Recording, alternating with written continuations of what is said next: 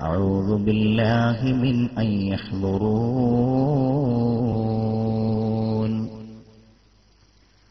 أعوذ بكلمات الله التامات من كل شيطان وهامة ومن كل عين لامة بسم الله خير الأسماء في الأرض والسماء الحمد لله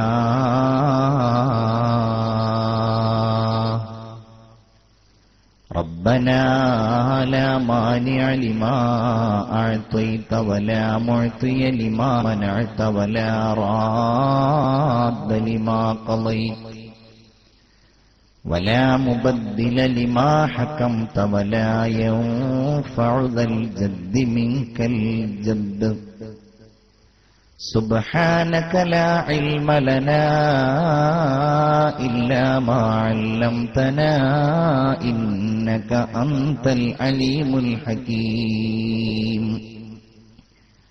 اللهم صل على سيدنا محمد وعلى آله وأصحابه أجمعين أعوذ بالله من الشيطان الرجيم بسم الله الرحمن الرحيم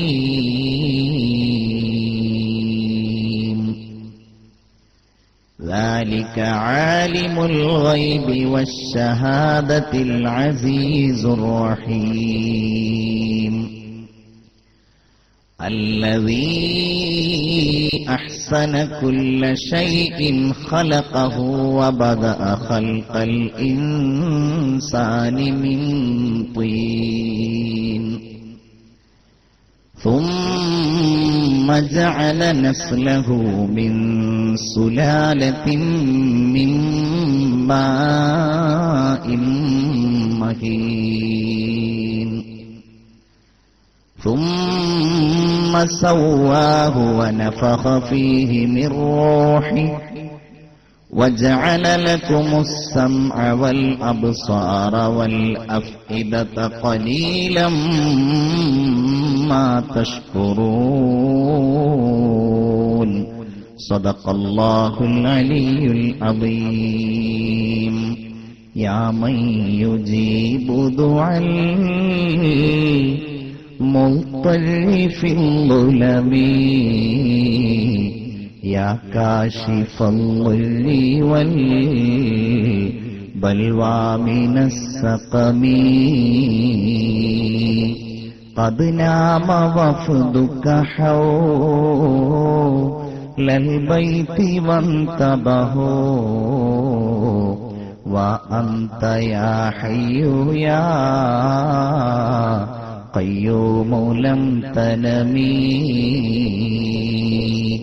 أدعوك ربي هزينا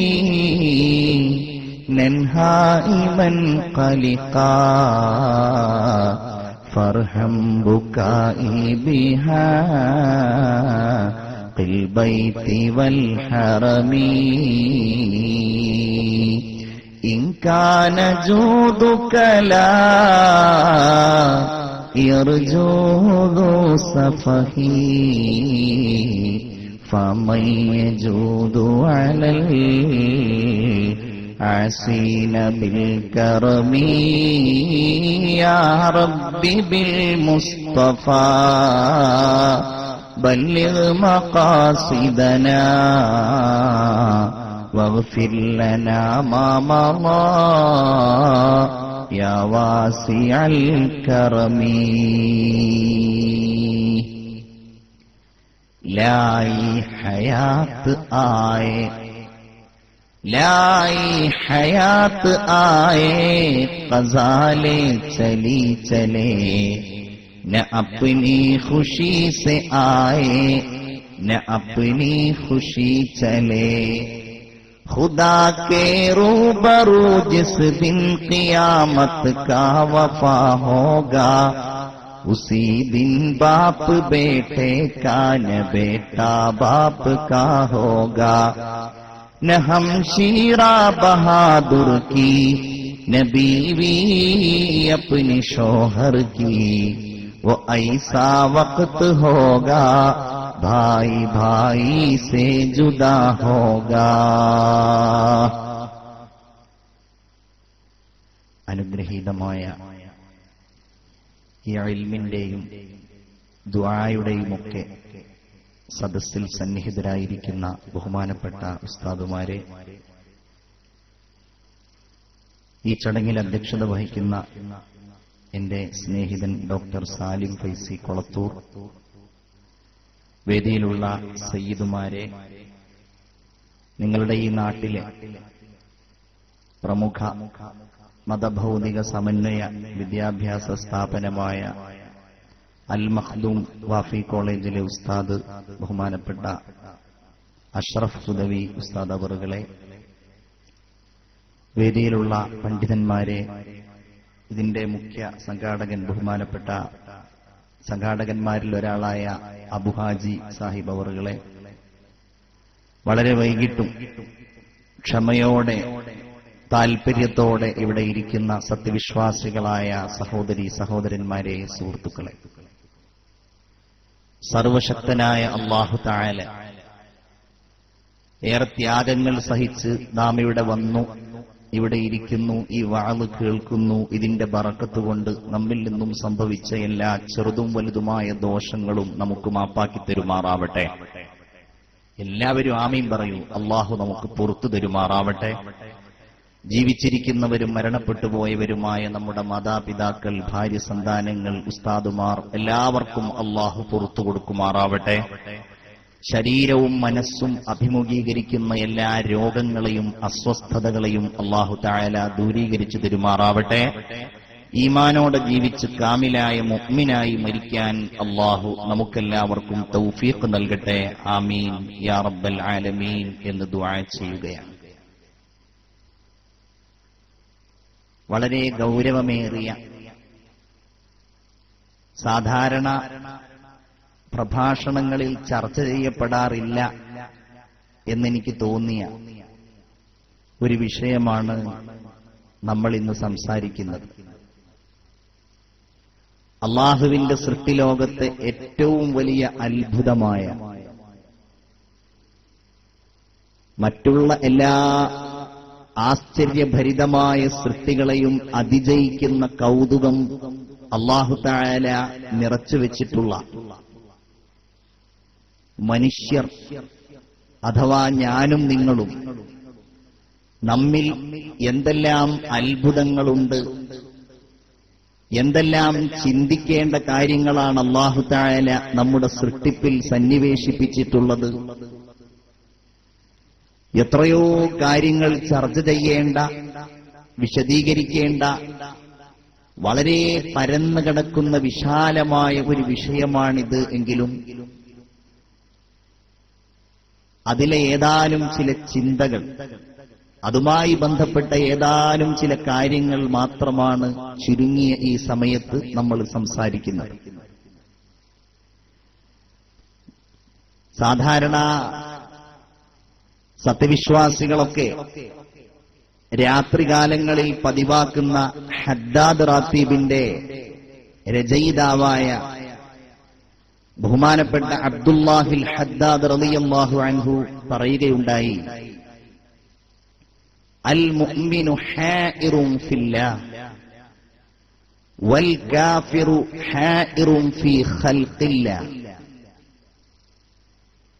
അല്ലാഹുവിനെ നിഷേധിക്കുന്ന, അവനെ അംഗീകരിക്കാത്ത ഒരാൾ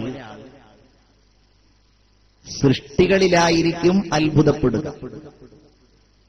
എന്നാൽ വിശ്വാസിയാവട്ടെ ഈ സൃഷ്ടികളെയൊക്കെ സൃഷ്ടിച്ച സ്രഷ്ടാവിന്റെ കാര്യത്തിലാണ്, ഖാലിഖായ അല്ലാഹുവിന്റെ കാര്യത്തിലാണ് അത്ഭുതപ്പെടുക എന്ന് മഹാനായ ആ മനുഷ്യൻ ഓർമ്മിക്കുകയുണ്ടായി. അല്ലാഹു തആല വിശുദ്ധ ഖുർആനിന്റെ നിരവധി വചനങ്ങളിലൂടെ ലോകത്തവൻ ഒരുക്കിയിട്ടുള്ള അത്ഭുതങ്ങളെക്കുറിച്ച് സവിസ്തരം പ്രതിപാദിച്ചു.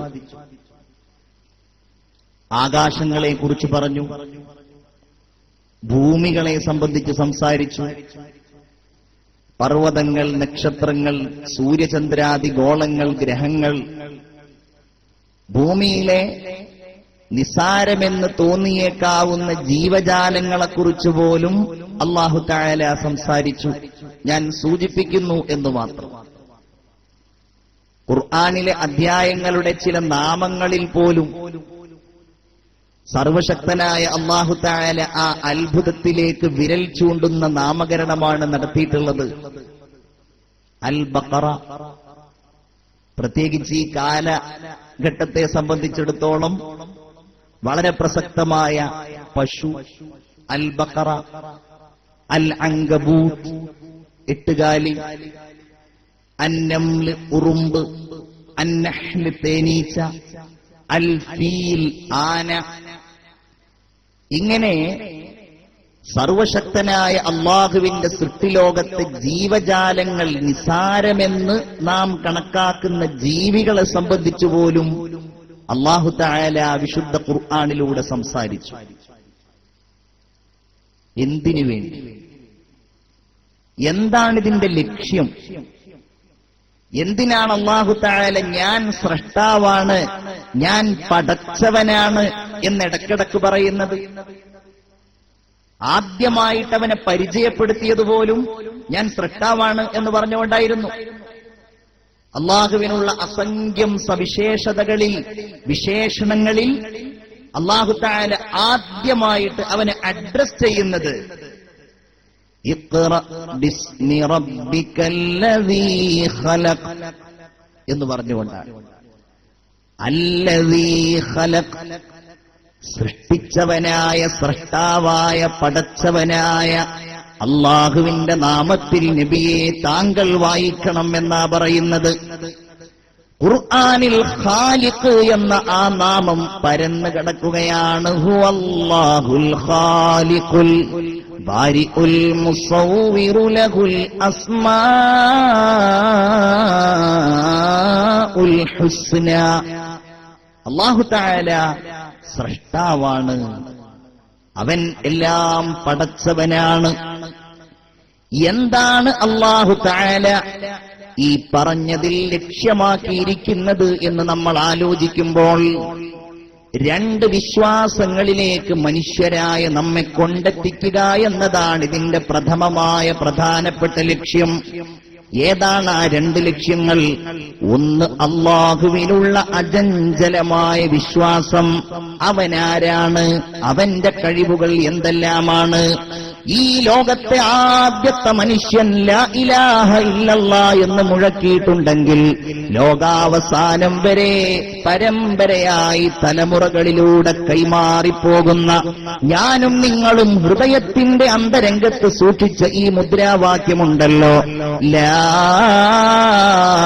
ഇലാഹ ഇല്ലല്ലാഹ്. ലാ ഇലാഹ, ഒരിലാഹുമില്ല, ഒരാരാധിക്കപ്പെടുന്നയാളുമില്ല, ഒരാരാധ്യനുമില്ല.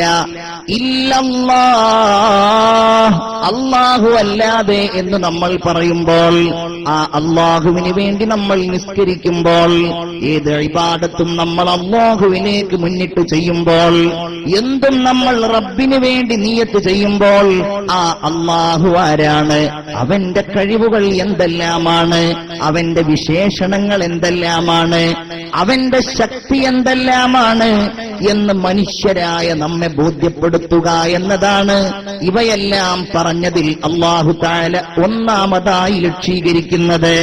അവനെക്കുറിച്ച് മനസ്സിലാക്കുക, അല്ലാഹുവിനെ ഉൾക്കൊള്ളുക, അവന്റെ കഴിവുകളെ അംഗീകരിക്കുക, അല്ലാഹുവിലേക്ക് പരിപൂർണമായും മനസ്സിലാക്കി അവനെ ഉൾക്കൊണ്ടുകൊണ്ട് അവനെ ഇബാദത്ത് ചെയ്യുക. കേവലം യാന്ത്രികമായ ആരാധനയല്ല. വിശ്വാസികളുടെ സമൂഹത്തിൽ ജനിച്ചുപോയി എന്നുള്ളത് കൊണ്ടുള്ള ഇബാദത്തല്ല. എല്ലാവരും നിസ്കരിക്കുന്നു അതുകൊണ്ടുള്ള നിസ്കാരമല്ല. എല്ലാവരും വഅദിന് വരുന്നു അതുകൊണ്ടുള്ളതല്ല. ഓരോരുത്തരും അവരുടെ വ്യക്തിപരമായ സമയവും സന്ദർഭങ്ങളും ഉപയോഗിച്ച് അല്ലാഹ് എന്ന ആ പരാശക്തിയെ, എന്ന ആ അമേയമായ ശക്തിയെ, അല്ലാഹു എന്ന സ്രഷ്ടാവിനെ അറിയുകയും ഉൾക്കൊള്ളുകയും ചെയ്യുക, അവന്റെ കഴിവുകളെ അംഗീകരിക്കുക, എന്നിട്ട് അല്ലാഹുവിലേക്ക് അടുക്കുക, അവനെ ആരാധിക്കുക, അവനെ മനസ്സിലാക്കുക. ഇതെല്ലാം പറയുന്നതിലുള്ള പ്രധാനപ്പെട്ട ലക്ഷ്യത്തിൽ ഒന്ന് വഇൻദഹു മഫാത്തിഹുൽ ഗൈബ് ലാ യഅലമുഹാ ഇല്ലാഹു വയഅലമു മാ ഫിൽ ബർരി വൽ ബഹ്ർ വമാ തസ്ഖുതു മിൻ വറഖത്തിൻ ഇല്ലാ യഅലമുഹാ ولا حبة في ظلمات الأرض ولا رطب ولا يابس إلا في كتاب مبين. അല്ലാഹുവിനെ കുറിച്ചറിയുക, അവനെക്കുറിച്ച് ചിന്തിക്കുക. ആധുനിക കാലഘട്ടത്തിൽ ഞാനും നിങ്ങളും ഉൾക്കൊള്ളുന്ന ജീവിക്കുന്ന ഈ സമൂഹത്തെ സംബന്ധിച്ചിടത്തോളം വലിയ വളർന്നു വരുന്ന തലമുറയിൽ വിശ്വാസമർപ്പിക്കുവാൻ നമുക്ക് സാധ്യമാകുന്നുണ്ടോ പ്രിയപ്പെട്ടവരെ? എല്ലാവരും അവനവന്റെ ലോകത്താണ്, ആസ്വാദനങ്ങളുടെ ലോകത്താണ്. എല്ലാവർക്കും അവനവന്റേതായിരിക്കുന്ന കാഴ്ചപ്പാടുകളും ചിന്തകളുമുണ്ട്. കേവലം ഒരു ജീവിതം എന്നതിലപ്പുറം ഗൗരവമേറിയ ഒരു ചിന്തയോ ആലോചനയോ തഖ്വയിൽ അധിഷ്ഠിതമായ ഒരു ജീവിതമോ ഉണ്ടാകുന്നില്ല. എന്തെല്ലാം ആഭാസങ്ങളാണ് ലോകത്ത് നടക്കുന്നത്! പുതിയ തലമുറയെ എങ്ങനെയാണ് പ്രിയപ്പെട്ടവരെ ഈ അല്ലാഹുവിന്റെ ചിന്തയിൽ നമുക്ക് അടിയുറപ്പിച്ചു നിർത്തുവാൻ കഴിയുന്നത്? ഓരോ മാതാവും പിതാവും തന്റെ സന്താനങ്ങളെക്കുറിച്ച് വേവലാതിയോടെ, വേദനയോടെ ചിന്തിക്കുന്ന ഒരു കാലഘട്ടമാണ്. കാരണം എല്ലായിടങ്ങളിലും അധർമ്മങ്ങൾ, എല്ലായിടത്തും അരാജകത്വങ്ങൾ. സമൂഹത്തിന്റെ ഉന്നതങ്ങളിൽ നിന്ന് അവരെ വഴി നടത്തേണ്ടവർ പോലും, വഴികാട്ടികളാകേണ്ടവർ പോലും, സമൂഹത്തിലെ നായകന്മാർ പോലും തിന്മകളെ പ്രോത്സാഹിപ്പിക്കുകയും അധർമ്മങ്ങൾക്ക് ചൂട്ടുപിടിക്കുകയും ചെയ്യുന്ന കാലഘട്ടം. ഇവിടെയാണ് അല്ലാഹ്, അവനിലേക്കുള്ള മടക്കം, അവന്റെ കഴിവുകളെ കുറിച്ചുള്ള അറിവ്, അവനെക്കുറിച്ച് ചിന്തിക്കുവാനുള്ള സമയം ഒരു വിശ്വാസിയായ മനുഷ്യൻ യഥാർത്ഥത്തിൽ കണ്ടെത്തേണ്ടത്. അല്ലാഹു തആല നമുക്കതിന് തൗഫീഖ് നൽകുമാറാകട്ടെ. ആമീൻ യാ റബ്ബൽ ആലമീൻ. അല്ലാഹുവിനെ കുറിച്ച് മനസ്സിലാക്കുക, അവന്റെ അറിവ്, അവന്റെ കഴിവുകൾ. ഇതാണ് പരിശുദ്ധ ഖുർആനിലൂടെ ഈ സൃഷ്ടിലോകത്തിന്റെ വൈവിധ്യങ്ങൾ അല്ലാഹു തആല പറഞ്ഞതിലുള്ള പ്രധാനപ്പെട്ട ലക്ഷ്യങ്ങളിൽ ഒന്ന്. ഞാനത് വിശദീകരിക്കുന്നില്ല, സമയം ഒരുപാട് അത് പറയേണ്ടി വരും എന്ന് കരുതിയിട്ട്. രണ്ടാമത്തേതെന്താണ്? എന്തിനാണ് അല്ലാഹു തആല സൃഷ്ടികളുടെ ഓരോ അവസ്ഥകളും പറഞ്ഞത് എന്നതാലോചിച്ചാൽ, വിശ്വാസികളായ നമ്മളെ വ്യതിരക്തമാക്കി നിർത്തുന്ന ഒരു വിശ്വാസമുണ്ടല്ലോ. അതെന്താണ്? ഈ ലോകത്ത് നമ്മൾ ജീവിച്ചു മരിച്ചുപോയി കഴിഞ്ഞാൽ രണ്ടാമത് നമ്മൾ പുനരുദ്ധരിക്കപ്പെടും എന്ന വിശ്വാസമാണത്. അൽ ഈമാനു ബിൽ യൗമിൽ ആഖിർ. അന്ത്യദിനം കൊണ്ട് വിശ്വസിക്കുക. ഒരുപക്ഷെ പടച്ചോനെ കൊണ്ട് നമ്മളൊക്കെ വിശ്വസിക്കുന്നവരാണെങ്കിലും അന്ത്യദിനം കൊണ്ട് വിശ്വസിക്കുക എന്നത് കുറഞ്ഞു പോകുന്ന ഒരു കാലഘട്ടമാണ്. ഇത് മുഅ്മിനിന്റെ വിശ്വാസത്തിന്റെ അടിസ്ഥാനമാണ്. അൽ ഈമാനു ബില്ലാഹ് വൽ ഈമാനു ബിൽ യൗമിൽ ആഖിർ. ഒന്ന്, അല്ലാഹുവിൽ വിശ്വസിക്കുക. രണ്ട്, ആഖിറത്തിൽ വിശ്വസിക്കുക. സത്യത്തിൽ ഒരു സൽക്കർമ്മം ചെയ്യുന്ന ഒരു വിശ്വാസി യഥാർത്ഥത്തിൽ ഈ രണ്ട് വിശ്വാസത്തെ അടിസ്ഥാനമാക്കിയാണ് അവന്റെ കർമ്മം ചെയ്യുന്നത്. നിങ്ങളൊക്കെ ഇപ്പൊ ഇന്ന് മഗ്രിബ് നിസ്കരിച്ചവരാണെങ്കിൽ എന്തേ നിങ്ങൾ ആ നിസ്കാരം നിർവഹിച്ചു എന്ന് ചോദിച്ചാൽ രണ്ട് കാരണം അതിന് പറയാനുണ്ടാവുക. ഇശാ നിസ്കരിച്ചവരാണെങ്കിലും അതല്ലെങ്കിൽ ഒരു തെറ്റിൽ നിന്ന് നിങ്ങൾ എന്തേ വിട്ടുനിന്നു എന്ന് നിങ്ങളോട് ചോദിച്ചാൽ രണ്ട് കാര്യം ഉണ്ടാവുക. ഒന്ന്, ഞാൻ അള്ളാഹുവിൽ വിശ്വസിക്കുന്നയാളാണ്, അള്ളാഹു എന്നോട് കൽപ്പിച്ചതാണ് സൂര്യൻ അസ്തമിച്ചു കഴിഞ്ഞാൽ നീ മഗ്രിബ് നിസ്കരിക്കണം. ഞാൻ നിസ്കരിച്ചിട്ടില്ല എങ്കിൽ എന്നെ കാത്തിരിക്കുന്ന കഠോരമായ ശിക്ഷയുടെ ലോകമുണ്ട്. അല്ലാഹു തആല ആ ശിക്ഷക്കെന്നെ വിധേയനാക്കും എന്നുള്ളത് കൊണ്ടാണ് ഒന്നാമതായി ഞാൻ അല്ലാഹുവിൽ വിശ്വസിക്കുന്നു, രണ്ടാമത് ഞാൻ പരലോകത്ത് വിശ്വസിക്കുന്നു. ഇതാണ് എന്റെ ഈ നല്ല കർമ്മത്തിന്റെ കാരണം എന്ന് നമ്മൾ പറയുന്നുവെങ്കിൽ ഒരു മുഅ്മിനായ മനുഷ്യനെ മറ്റുള്ള എല്ലാവരിൽ നിന്നും വ്യത്യസ്തനാക്കി നിർത്തുന്നത് ഈ ഒരു വിശ്വാസമാണ്. ഇതാണെങ്കിലോ മനുഷ്യരായ നമ്മിൽ നിന്ന് കുറഞ്ഞു കുറഞ്ഞു കുറഞ്ഞു പോവാൻ ആഖിറത്തിന് വേണ്ടി ചെയ്യാം. ആ വിശ്വാസത്തിലെ പ്രധാനപ്പെട്ട ഒന്നാണല്ലോ മരിച്ച് ഖബറിൽ പോയി കിടന്നു കഴിഞ്ഞാൽ അല്ലാഹു തആല നിശ്ചയിക്കുന്ന ഒരു സമയത്ത് ആ ഖബറിന്റെ ഉള്ളിൽ നിന്ന് രണ്ടാമത് നമ്മൾ ഉണ്ടാകേണ്ടി വരും എന്ന കാര്യം ഇതെല്ലാവരും നിഷേധിക്കുന്ന ഒരു കാര്യമാണ്. മുഅ്മിനല്ലാത്തവർക്ക് ഇത് അംഗീകരിക്കാനേ കഴിയില്ല. മുഅ്മിനല്ലാത്ത ഒരാൾ ഇൻഹിയ ഇല്ലാ ഹയാത്തുനദ് ദുനിയാ വമാ നഹ്നു ബിമബ്ഊസീൻ. ജീവിതം എന്ന് പറഞ്ഞാൽ ദുനിയാവിലെ ജീവിതം മാത്രമാണ്. നമൂതു വനഹ്യ, നമ്മൾ ചില ആളുകൾ ഇതാ ഇവിടെ ജീവിക്കുന്നു, ചില ആളുകൾ ഇതാ ഇവിടെ മരിച്ചു പോകുന്നു. വമാ നഹ്നു ബിമബ്ഊസീൻ, രണ്ടാമത് ഖബറിനുള്ളിൽ നിന്ന് നമ്മൾ പുറത്തു വരുന്നവരല്ല. നോക്കൂ നിങ്ങൾ, അല്ലാഹുവിന്റെ ഹബീബ് സല്ലല്ലാഹു അലൈഹി വസല്ലമ തങ്ങൾ മക്കയിലുണ്ടായിരുന്ന ജനങ്ങളോട് ശക്തമായിട്ട് ഈ വിവരം സംസാരിച്ചു. ജനങ്ങളെ, നിങ്ങൾ അല്ലാഹുവിനെ വിശ്വസിക്കണം, നിങ്ങൾ അവനെ ഇബാദത്ത് ചെയ്യണം. രണ്ടാമതായി, നിങ്ങൾ ഈ ലോകത്ത് ചെയ്യുന്ന ഓരോ നന്മകൾക്കും തിന്മകൾക്കും രണ്ടാമത് നിങ്ങളുടെ ജീവിതത്തിൽ അല്ലാഹു തആല പ്രതിഫലം നൽകുന്നതാണ്, അതല്ലെങ്കിൽ ശിക്ഷ നൽകുന്നതാണ്. ഒരു നന്മ നിങ്ങൾ ചെയ്താൽ അല്ലാഹു അതിന് കൂലി തരും, ഒരു തെറ്റ് നിങ്ങൾ ചെയ്താൽ അല്ലാഹു അതിന് ശിക്ഷ തരും. ഇതിനെതിരായിരുന്നു ഖുറൈശികൾ. രണ്ടാമത് ജീവിക്കുകയോ ഖബറിനുള്ളിൽ നിന്ന് രണ്ടാമത് പുറത്തു വരികയോ അല്ലാഹുവിന്റെ പ്രവാചകനെ അവർ കളിയാക്കി, അവർ പരിഹസിച്ചു. പരിഹസിച്ചവരുടെ കൂട്ടത്തിലുണ്ടായിരുന്ന ഒരു വൃത്തികെട്ടവനായിരുന്നു ആസ് ഇബ്നു വാഇൽ എന്ന മനുഷ്യൻ. അയാൾ ഒരു കഴുതയുടെ എല്ലുമായിട്ട് ഖുറൈശികളുടെ മുമ്പിൽ വന്നു, സ്വഹാബികളുടെ മുമ്പിൽ വന്നു. എന്നിട്ട് ചോദിച്ചു, കണ്ടില്ലേ, ഇതൊരു കഴുതയുടെ എല്ലാണ്, ഈ എല്ല് ഞാൻ മരുഭൂമിയിൽ നിന്ന് പെറുക്കിയെടുത്തതാണ്. എന്നോ ചത്തുപോയ ഈ കഴുതയുടെ എല്ലിൽ നിന്ന് രണ്ടാമതൊരു കഴുത ഉണ്ടാകുമെന്ന് പറയുന്ന മുഹമ്മദ് എത്ര വിഡ്ഢിയാണ്. മുഹമ്മദുർ റസൂലിന്റെ അടുക്കൽ വന്നും ആസ് ഇബ്നു വാഇൽ ഈ വെല്ലുവിളി ആവർത്തിച്ചു. എന്തൊരു വെല്ലുവിളിയാണ്! കണ്ടില്ലേ മുഹമ്മദേ, ഇതൊരു കഴുതയുടെ എല്ലാണ്, ഈ എല്ലിൽ നിന്ന് എങ്ങനെയാണ് നീ രണ്ടാമതുണ്ടാകും കഴുത എന്ന് പറയുന്നത്?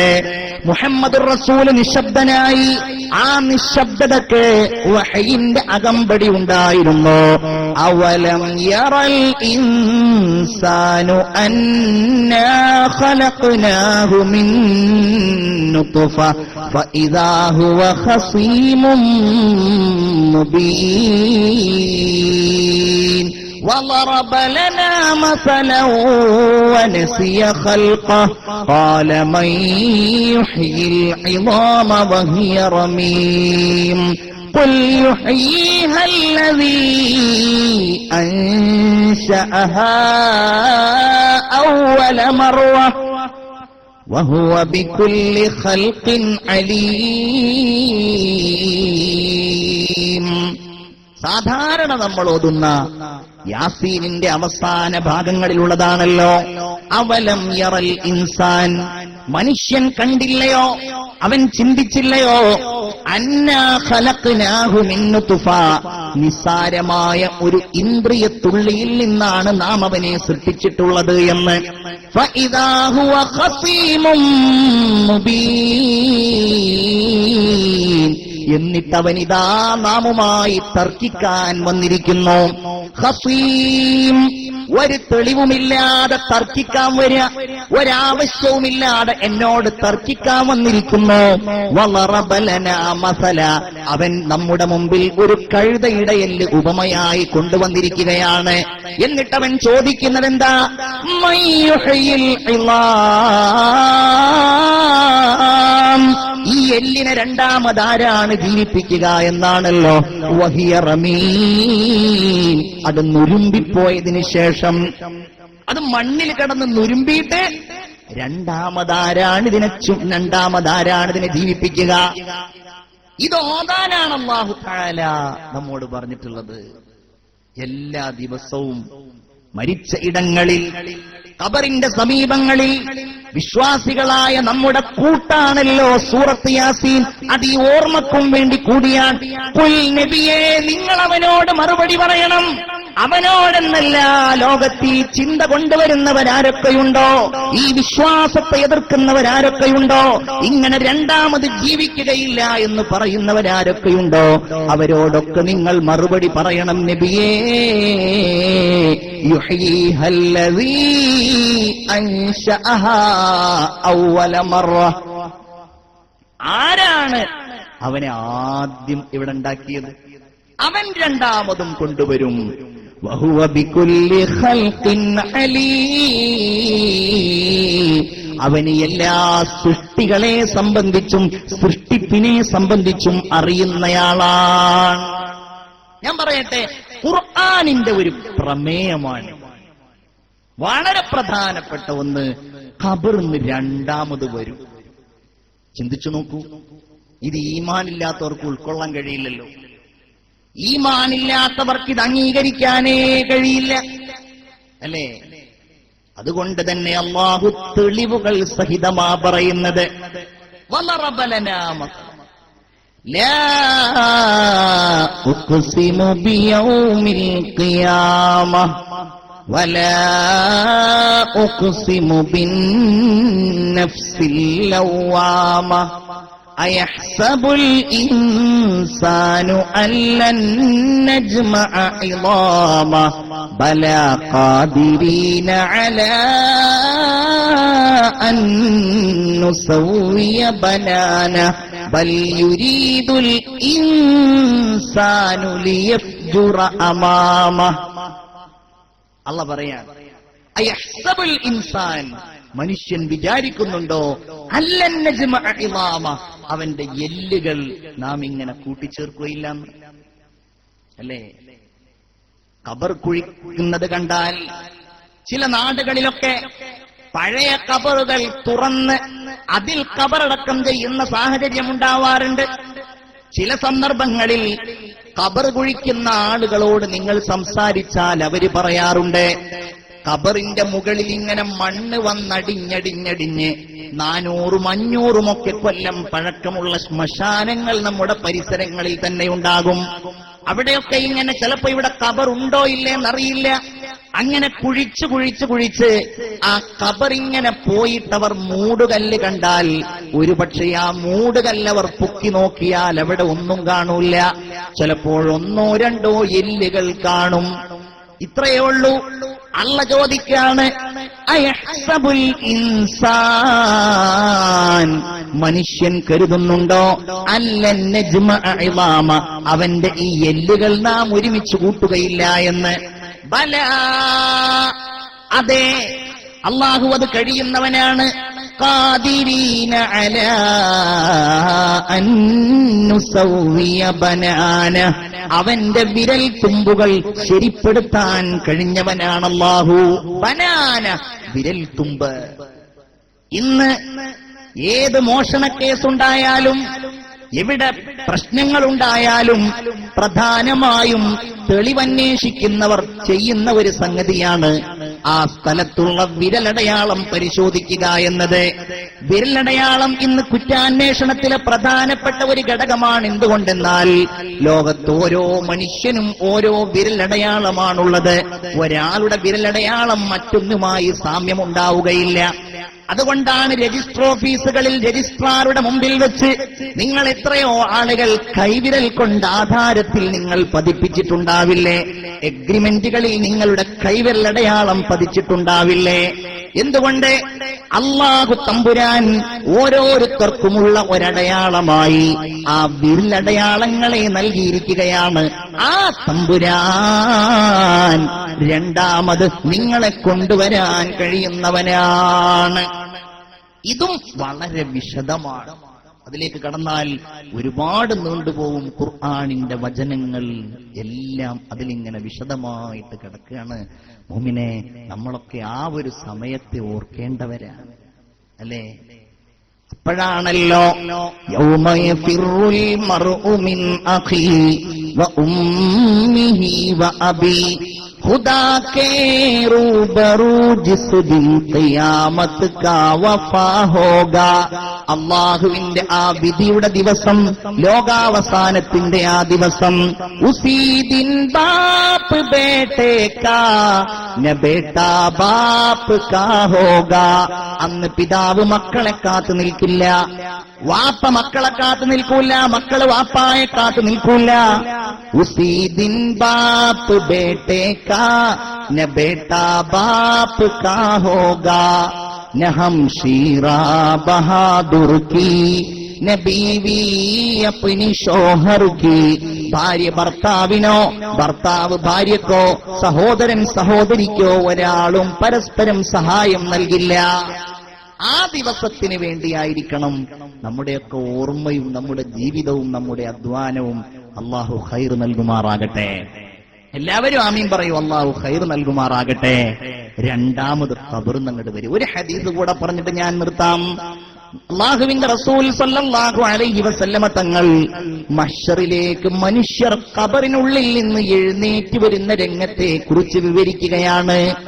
റസൂലുള്ളാഹി പറഞ്ഞു, സഹാബികളെ, മനുഷ്യർക്കിടയിൽ ഖബറിനുള്ളിൽ നിന്ന് കൽ ഫറാശിൽ മബ്സൂസ്, ഖബർ പൊട്ടിപ്പിളർന്നിട്ട് അതിനുള്ളിൽ നിന്ന് ഓരോരുത്തരും ഇങ്ങനെ പുറത്തേക്ക് വരും. വമിൻഹും മുശാത്ത്, രണ്ട് കാലുകളുടെ മുകളിൽ നടന്നു പോകുന്നവരുണ്ടാകും. ചില ആളുകൾ വാഹനപ്പുറങ്ങളിൽ കയറിപ്പോകുന്നവരുണ്ടാകും. വേറെ ചില ആളുകൾ അവരുടെ മുട്ടുകളിൽ ഇഴഞ്ഞു പോകുന്നവരുണ്ടാകും. വിശദീകരിക്കുകയാണ് വീണ്ടും. റസൂലുള്ളാഹി പറഞ്ഞു, വമിൻഹും മയ്യംശി അലാ വജ്ഹി, മുഖം ഭൂമിയിൽ ഇങ്ങനെ കുത്തിയിട്ട് കാലുകൾ മുകളിലേക്കാക്കി നടന്നു പോകുന്നവർ ഖബറിനുള്ളിൽ നിന്ന് എഴുന്നേറ്റ് വരുന്നവർക്കിടയിൽ ഉണ്ടാകുമെന്ന് ശഫീഉനാ റസൂലുള്ളാഹി. ഉറക്കെ ശഫീഉനാ റസൂലുള്ളാഹി ചോദിച്ചു, നബിയേ, ബാക്കിയൊക്കെ ഞങ്ങൾക്കറിയാം. കാലിന്റെ മുകളിൽ നടക്കുക, വാഹനത്തിൽ പോവുക, മുട്ടി ഇഴഞ്ഞു പോവുക, ഇതെങ്ങനെയാണ്? മുഖം താഴെ കുത്തിയിട്ട് എങ്ങനെയാണ് അല്ലാഹ് മഹ്ശറിലേക്ക് നടക്കുക? അതിനെങ്ങനെയാണ് നബിയെ കഴിയുക? റസൂലുള്ളാഹി മറുപടി പറഞ്ഞു, മുഅ്മിനേ,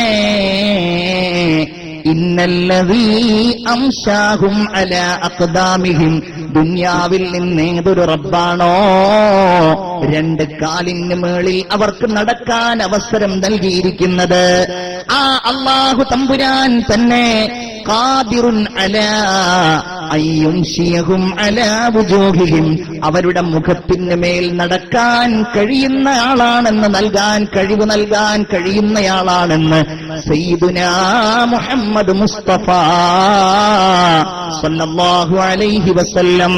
പലിശ വാങ്ങുന്നവരെ, പലിശ കൊടുക്കുന്നവരെ, പണയം വെക്കുന്നവരെ, ലോൺ എടുത്തുകൊണ്ട് പലിശക്ക് തങ്ങളുടെ ജീവിതാവശ്യങ്ങൾ നിർവഹിക്കുന്നവരെ, അതൊക്കെ എല്ലാവരും ചെയ്യുന്ന തെറ്റാണല്ലോ എന്ന് സമാശ്വസിക്കുന്നവരെ അല്ലാഹു തആല ഖുർആനിൽ പറഞ്ഞ ഒന്നാണല്ലോ അവൻ ഖബറിൽ നിന്ന് എഴുന്നേറ്റ് വരുന്നത്. ഈ ഭൂമിയിലൂടെ ഇഴഞ്ഞുകൊണ്ടായിരിക്കുമെന്ന് ഗൗരവത്തോടെ നമ്മൾ ചിന്തിക്കുക. ദുനിയാവിൽ ഔറത്ത് വെളിവാക്കി, തന്റെ സൗന്ദര്യം വെളിവാക്കി നടക്കുന്ന സ്ത്രീകളുണ്ടല്ലോ, അഹങ്കാരത്തിന്റെ മൂർത്തിമൽ ഭാവങ്ങളായി നടക്കുന്ന ചെറുപ്പക്കാരുണ്ടല്ലോ, ഞാനെല്ലാം തികഞ്ഞവരാണെന്ന് അഹങ്കരിക്കുന്ന സമ്പന്നരായ ആളുകളുണ്ടല്ലോ. അല്ലാഹുവിലേക്ക് നമ്മൾ ഖേദിച്ചു മടങ്ങുക. രണ്ട് കാലിന് മുകളിൽ നടന്ന് എല്ലാം നേടിയവനാണ് എല്ലാവരും, എന്റെ കീഴെയാണ്, ഞാൻ എല്ലാവർക്കും മുകളിലാണെന്ന് കരുതുന്ന, ഹൃദയത്തിന്റെ ഉള്ളിൽ അഹങ്കാരത്തിന്റെ ലാഞ്ചനയുള്ളവർ എല്ലാവരുടെ മുമ്പിലും നിന്യമാകുന്ന ഒരു ദിവസത്തെ, ഖബറിന്റെ ഉള്ളിൽ നിന്ന് എഴുന്നേറ്റ് വരുന്ന ആ രംഗത്തെ നമ്മളെല്ലാവരും ഓർക്കുക. അല്ലാഹു തൗഫീഖ് നൽകുമാറാകട്ടെ. ആലോചിക്കണം, ആമീൻ പറയണം. അല്ലാഹു തൗഫീഖ് നൽകുമാറാകട്ടെ. ചിലപ്പോ സമൂഹങ്ങൾ അഹങ്കരിക്കും, ചിലപ്പോ വ്യക്തികൾ അഹങ്കരിക്കും, ചിലപ്പോ പ്രസ്ഥാനങ്ങൾ അഹങ്കരിക്കും. ഇവിടെ ഒരുമിച്ച് കൂടിയ മുഅ്മിനീങ്ങളോട് ഞാൻ പറയട്ടെ, ഇപ്പോൾ അഹങ്കാരം പൊട്ടിത്തെറിക്കുന്ന സമയമാണ്. അഹങ്കാരം ഇങ്ങനെ മുകളിലേക്ക്, അതെല്ലാവരുടെയും അങ്ങനെയാണെന്നല്ല ഞാൻ പറയുന്നത്. അങ്ങനെ അഹങ്കാരത്തിന്റെ വഴി സ്വീകരിക്കാതെ സന്തോഷ പ്രകടനത്തിന്റെ വഴികളിൽ അത്തരം കാര്യങ്ങൾ ചെയ്യുന്നവരുണ്ടാകും. സഹോദരനെ ഉപദ്രവിക്കുക, പരാജയപ്പെട്ടതിന്റെ പേരിൽ തന്റെ കൂട്ടുകാരന്റെ, തന്റെ നാട്ടുകാരന്റെ, തന്റെ അയൽവാസിയുടെ, തന്റെ എതിർ പാർട്ടിക്കാരന്റെ മാതാവിന് പറയുക, പിതാവിന് പറയുക, അവനെ അപഹസിക്കുക, നാട്ടിലവനെ പുറത്തിറങ്ങി നടക്കാൻ സമ്മതിക്കാതിരിക്കുക. എന്തെല്ലാം ഉപദ്രവങ്ങളാണ് നമ്മൾ ഓരോരുത്തരുടെ ഇടയിലും ഉണ്ടായിക്കൊണ്ടിരിക്കുന്നത്. എത്രയെല്ലാം വേദനകളാണ് ഓരോരുത്തർക്കും പങ്കുവെക്കാനുള്ളത്. എന്തെല്ലാം സങ്കടങ്ങളാണ് ഈ നാടിന്റെ നാനാഭാഗങ്ങളിലും ഇന്ന് നടന്നുകൊണ്ടിരിക്കുന്നത്. അള്ളാഹുവിനെ ഓർത്ത് ജീവിക്കുന്ന സത്യവിശ്വാസികളായ മുഅ്മിനീങ്ങളോട് ഈ മജ്ലിസിൽ വെച്ച് ഞാൻ പറയുകയാണ്, അള്ളാഹു തമ്പുരാൻ വളരെ ഗൗരവപൂർവം ഓർമ്മപ്പെടുത്തിയ ഇത്തരം ശിക്ഷകൾ ഇങ്ങനെയുള്ള ആളുകൾക്ക് കൂടി അനുഭവിക്കേണ്ടി വരുന്നവരാണെന്ന് ഞാനും നിങ്ങളും ഓർത്താൽ എല്ലാം അല്ലാഹുവിലേക്ക് സമർപ്പിക്കുവാൻ നമുക്ക് സാധ്യമാകും. പിന്നെ അവിടെ അഹങ്കാരത്തിന്റെ പ്രശ്നമില്ല, പിന്നെ അവിടെ പരിഹാസത്തിന്റെ പ്രശ്നമല്ല, പിന്നെ അവിടെ വെല്ലുവിളിയുടെ പ്രശ്നമില്ല, പിന്നെ അവിടെ തോൽവിയുടെയോ ജയത്തിന്റെയോ പ്രശ്നമല്ല. അതൊക്കെ നമുക്ക് അല്ലാഹു തമ്പുരാന്റെ തീരുമാനപ്രകാരം നമ്മുടെ രാജ്യത്തിന്റെ ഭരണഘടന നമുക്ക് നൽകുന്ന ഓരോ അവകാശങ്ങളും സ്വാതന്ത്ര്യങ്ങളുമാണ്. തെരഞ്ഞെടുക്കുക, അതിൽ വിജയിക്കുക, അതിൽ ചിലർ പരാജയപ്പെടുക, ചിലർ ഭരണാധിപത്യത്തിലേക്ക് വരിക, ചിലർ ഭരണത്തിൽ നിന്ന് പുറകോട്ട് പോവുക. അതൊക്കെ രാജ്യത്തിങ്ങനെ കാലക്രമേണ ഓരോ കാലങ്ങൾക്കനുസരിച്ചും നടക്കുന്ന ഒരു പ്രക്രിയയാണ്. അതൊന്നും നമ്മുടെ ഹൃദയത്തിന്റെ ഉള്ളറകളിലെ ഈമാനിനെയും നമ്മുടെ അമലുകളെയും ബാധിക്കുന്ന ഒരു പ്രശ്നമാവാൻ പാടില്ല. അല്ലാഹു നമ്മുടെ സമൂഹത്തിന് ഇസ്സത്ത് നൽകുമാറാകട്ടെ. ആമീൻ യാ റബ്ബൽ ആലമീൻ. ഞാൻ സാന്ദർഭികമായിട്ട് പറഞ്ഞു എന്ന് മാത്രം. അല്ലെങ്കിലും അള്ളാഹുവിന്റെ മുമ്പിൽ എങ്ങനെയാണ് മനുഷ്യന് അഹന്ത നടിക്കാൻ കഴിയുക? ഒരിക്കൽ റസൂലുള്ളാഹി സ്വല്ലല്ലാഹു അലൈഹി വസല്ലമ തങ്ങൾ പറഞ്ഞു, അള്ളാഹു പറയുന്നതായിട്ട്, അജബൽ ലിബ്നി ആദം യതകബ്ബർ, അഹങ്കരിക്കുന്ന മനുഷ്യന്റെ കാര്യം വലിയ അത്ഭുതം തന്നെ. അഹങ്കാരം പ്രകടിപ്പിക്കുന്ന മനുഷ്യന്റെ കാര്യം വലിയ അത്ഭുതം തന്നെ. എന്തുകൊണ്ടെന്നാൽ വഖദ് ഖറജ മിൻ മജ്റൽ ബൗലി മർറതൈൻ, മൂത്രം പുറപ്പെടുന്ന വഴികളിലൂടെ 2 പ്രാവശ്യമല്ലയോ അവൻ പുറത്തു പോന്നത്. വേറെ ഒരു ഹദീസിൽ കാണാം, ബസഖ റസൂലുള്ളാഹി സ്വല്ലല്ലാഹു അലൈഹി വസല്ലം ഫീ കഫ്ഫി, ഒരിക്കൽ തന്റെ കൈയുടെ ഉള്ളിൽ, ഉള്ളംകൈയിൽ റസൂലുള്ളാഹി സ്വല്ലല്ലാഹു അലൈഹി വസല്ലം തുപ്പി. എന്നിട്ട് അവിടുന്ന് പറഞ്ഞു, യഖൂലുല്ലാഹ്, അല്ലാഹു പറയുന്നു, യബ്ന ആദം, അല്ലയോ മനുഷ്യ, അന്നാ തുഅജിസുനി, നിനക്കെങ്ങനെയാണ് എന്നെ അതിജയിക്കാൻ കഴിയുക? വലഖദ് ഖലഖതുക മിൻ മിസ്ലി ഹാദിഹി, ഇതുപോലെയുള്ള ഒന്നിൽ നിന്നല്ലയോ നിന്നെ ഞാൻ സൃഷ്ടിച്ചിട്ടുള്ളത് എന്ന് അല്ലാഹു പറയുന്നുവെന്ന് സയ്യിദുനാ മുഹമ്മദ് മുസ്തഫ. ഉറക്ക സ്വലാത്ത് സയ്യിദുനാ മുഹമ്മദ് മുസ്തഫ. ലഹു കുല്ലു ദർറാത്തിൽ ഉജൂദി ശവാഹിദോ അലാ അന്നഹുൽ ബാരിൽ ഇലാഹിൽ മുസവ്വിറൂ. എല്ലാ സംഗതികളിലും അല്ലാഹു തആലയുടെ മേൽ അറിയിക്കുന്ന വൃത്താന്തങ്ങളുണ്ട്. ചിന്തിച്ചു നോക്കൂ നിങ്ങൾ. നമ്മുടെ ഈ ശരീരമുണ്ടല്ലോ, യഥാർത്ഥത്തിൽ ഈ ശരീരത്തിന്റെ ഉള്ളിൽ എന്താണ് എന്നാണ് ശാസ്ത്രം നമ്മോട് പറയുന്നത്. ഈ ശരീരത്തിൽ വെള്ളമുണ്ട്, ഈ ശരീരത്തിൽ കൊഴുപ്പുണ്ട്, ഈ ശരീരത്തിൽ കാർബണുണ്ട്, ഒരു തീപ്പെട്ടി ഉണ്ടാക്കാൻ മാത്രമുള്ള കാർബണുണ്ട്, ഈ ശരീരത്തിൽ ഇരുമ്പുണ്ട്, ചുണ്ണാമ്പുണ്ട്, സൾഫറുണ്ട്, മഗ്നീഷ്യമുണ്ട്. ഇങ്ങനെ പറയാൻ കഴിയുന്ന എത്രയോ മൂലകങ്ങളും എത്രയോ സംയുക്തങ്ങളും എല്ലാം കൂടെ ഉൾപ്പെടുന്നതാണ് നമ്മുടെ ഈ ബോഡി, നമ്മുടെ ഈ ശരീരം. ഇതിനെക്കുറിച്ച് ചിന്തിക്കുമ്പോഴാണ് നമുക്ക് അള്ളാനെ മനസ്സിലാക്കാൻ കഴിയുക. മൻ അറഫ നഫ്സഹു ഫഖദ് അറഫ റബ്ബഹ്. മൻ അറഫ നഫ്സ, ആരെങ്കിലും തന്റെ ശരീരത്തെക്കുറിച്ച് മനസ്സിലാക്കിയാൽ ഫഖദ് അറഫ റബ്ബഹ്, അവൻ തന്റെ രക്ഷിതാവിനെ അറിഞ്ഞയാളാണ്. ഇതാണ് ശരീരം എങ്കിൽ ഇതെല്ലാം ഒരുമിച്ച് കൂട്ടിയാൽ നമുക്കൊരു ശരീരം ഉണ്ടാക്കാൻ കഴിയുമോ? വളരെ പ്രസിദ്ധനായ തോമസ് ജെഫേഴ്സൺ എന്ന മനുഷ്യൻ എന്ന ശാസ്ത്രകാരൻ പറയുകയാണ്, സ്വന്തം ശരീരം എങ്ങനെ പ്രവർത്തിക്കുന്നുവെന്ന് മനസ്സിലാക്കലാണ് ഒരു മനുഷ്യന് ഏറ്റവും ആത്മസംതൃപ്തി നൽകുന്ന അറിവ് എന്ന് പറയുന്നത്. മനുഷ്യൻ കണ്ടെത്തിയ അവന്റെ എല്ലാ സൗകര്യങ്ങളും ഉപയോഗിച്ചവൻ ഉണ്ടാക്കിയ അതിശക്തവും സമ്പൂർണവുമായ ഒരു യന്ത്രത്തെക്കാൾ 100 1000 എത്രയോ ഇരട്ടി മെച്ചപ്പെട്ട രീതിയിലാണ് മനുഷ്യൻ നിർമ്മിക്കപ്പെട്ടത്. ശാസ്ത്രജ്ഞന്മാർക്കിടയിൽ ഒരു തർക്കമുണ്ട്, മനുഷ്യനെക്കുറിച്ച് ഒരു യന്ത്രം എന്ന് പറയാൻ കഴിയോ? ചിലരങ്ങനെ പറഞ്ഞിട്ടുണ്ട്, മനുഷ്യൻ ഒരു യന്ത്രമാണ്. ഒരു യന്ത്രത്തിന്റെ വ്യത്യസ്തങ്ങളായ ഭാഗങ്ങൾ പ്രവർത്തിക്കുന്നത് പോലെയാണ് അവന്റെ കൈകൾ, അവന്റെ കണ്ണുകൾ, കാലുകൾ, മൂക്കുകൾ. എന്നാൽ അതിനെ എതിർക്കുന്നവർ പറയുകയാണ്, എങ്ങനെയാണ് ഇതിനെ യന്ത്രം എന്ന് വിശേഷിപ്പിക്കാൻ കഴിയുക? ഇതിലെ ജീവനെക്കുറിച്ച് ശാസ്ത്രത്തിനെന്ത് പറയാൻ കഴിയും? ഇതിലെ ചിന്താശക്തിയെക്കുറിച്ച്, ഇതിലെ വികാര പ്രകടനങ്ങളെക്കുറിച്ച് 2 ആഴ്ച മുമ്പ് പുറത്തിറങ്ങിയ മാതൃഭൂമി ആഴ്ച പതിപ്പിൽ വളരെ ഗഹനമായ ഡോക്ടർ ജീവൻ ജോബ് തോമസിന്റെ ഒരു ലേഖനമുണ്ടായിരുന്നു. ലേഖനത്തിന്റെ വിഷയം തലച്ചോറിനെ കുറിച്ചായിരുന്നു. തലച്ചോറിനെ കുറിച്ച് ലോകത്ത് നടക്കുന്ന പഠനങ്ങൾ നിങ്ങൾ വായിക്കുന്നവർ വായിച്ചിട്ടുണ്ടാകുമെന്നാണ് ഞാൻ കരുതുന്നത്. ലോകത്തെ വിശ്വപ്രസിദ്ധനായ ശാസ്ത്രജ്ഞനായിരുന്നുവല്ലോ ഐൻസ്റ്റീൻ. ഐൻസ്റ്റീന്റെ തലച്ചോറ്, അദ്ദേഹം മരണപ്പെട്ടതിന് ശേഷം ഐൻസ്റ്റീന്റെ തലച്ചോറ് ലോകപ്രസിദ്ധനായ ഒരു ശാസ്ത്രകാരൻ സ്വന്തമാക്കി. അദ്ദേഹത്തെ മറവ് ചെയ്യുന്നതിന് മുമ്പ് ശാസ്ത്രകാരനായ ഇദ്ദേഹം ഈ തലച്ചോറ് സ്വകാര്യമായി സൂക്ഷിച്ചു. എന്നിട്ട് 900ഓളം വരുന്ന തലച്ചോറുകൾ ഈ തലച്ചോറുമായി സാദൃശ്യപ്പെടുത്തി അദ്ദേഹം പഠനം നടത്തി. വിശദമായിട്ട് അതിന്റെ ഓരോ കാര്യങ്ങളും ആ ലേഖനത്തിൽ പറയുന്നുണ്ട്. എന്നിട്ട് അതിന്റെ ഒരു കൺക്ലൂഷൻ അദ്ദേഹം പറയാണ്, ഒരു വ്യത്യാസവും ഇപ്പോഴുണ്ട്. എന്നിട്ട് പറയാണ്, അതിന് ചിത്രസഹിത കൊടുത്തിട്ടുള്ളത്.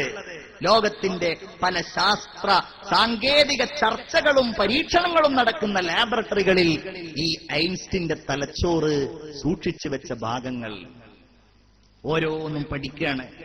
എന്നിട്ട് അദ്ദേഹം പറയുന്നുണ്ട്, ഇതിനെക്കുറിച്ച് പഠനം നടത്തി 900ഓളം വരുന്ന തലച്ചോറുകളിൽ ഒരു തലച്ചോറ് വളരെ കൃത്യമായി ഇതേ ഭാരം, ഇതേ രൂപം, ഇതേ മടക്കുകൾ, ഒരു വ്യത്യാസമല്ല.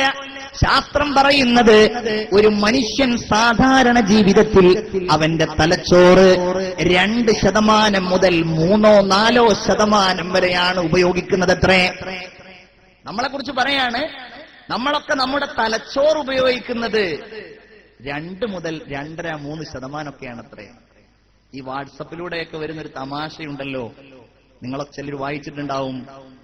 തലച്ചോറ് വിൽക്കുന്ന ഒരു സ്ഥലത്ത് കൂടെ ഒരാളിങ്ങനെ നടന്നു പോവാണ്. നടന്നു പോകുമ്പോ ചോദിച്ചു, ഇത് അമേരിക്കക്കാരന്റെ തലച്ചോറാണല്ലോ, ഇതിനെന്താ വില? അപ്പൊ ഇത് വളരെ ചീപ്പ് റേറ്റ് ആണ്, അമേരിക്കക്കാരൻ്റെതാണല്ലോ, വളരെ ചീപ്പ് റേറ്റ്, ഒരു 100 രൂപ. അത് കഴിഞ്ഞിട്ട് അപ്പുറത്ത് ഇംഗ്ലീഷുകാരൻ്റെതാണ്, അത് കഴിഞ്ഞ് റഷ്യക്കാരൻ്റെതാണ്, അതിനൊക്കെ 8, 10, 100 ഇങ്ങനെയൊക്കെ വളരെ ചുരുങ്ങിയ വിലയേ ഉള്ളൂ. അപ്പുറത്ത് ഇന്ത്യക്കാരൻ്റെതുണ്ട്, അതിന് നോക്കുമ്പോ 1000 കഴിഞ്ഞ് 10000 ഒക്കെയാണ് അതിന്റെ വില. ഇന്ത്യക്കാരന്റെ 10000, 15000. അപ്പൊ അന്വേഷിച്ചു നോക്കി, എത്രേ?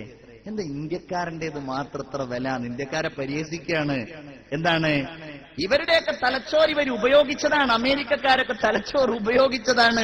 ബ്രിട്ടീഷുകാരൊക്കെ അത് ഉപയോഗിച്ചുകൊണ്ടേയിരിക്കുകയാണ്. നമ്മളുടേത് ഉപയോഗിക്കാത്തത് കൊണ്ട്, അത് ഉപയോഗിക്കാത്തത് കാരണത്താൽ നല്ല ഫ്രഷാണ്, അതിനാണ് കൂടുതൽ വില എന്ന് ശാസ്ത്രം പറയുന്നു. ഇത്ര ചുരുങ്ങിയ ശതമാനമാണ് അത്രേ തലച്ചോറ് ഉപയോഗിക്കുന്നത്. അവര് പറയുന്നത് വിശ്വസിക്കാനല്ല നമുക്ക് കഴിയില്ല കേട്ടോ.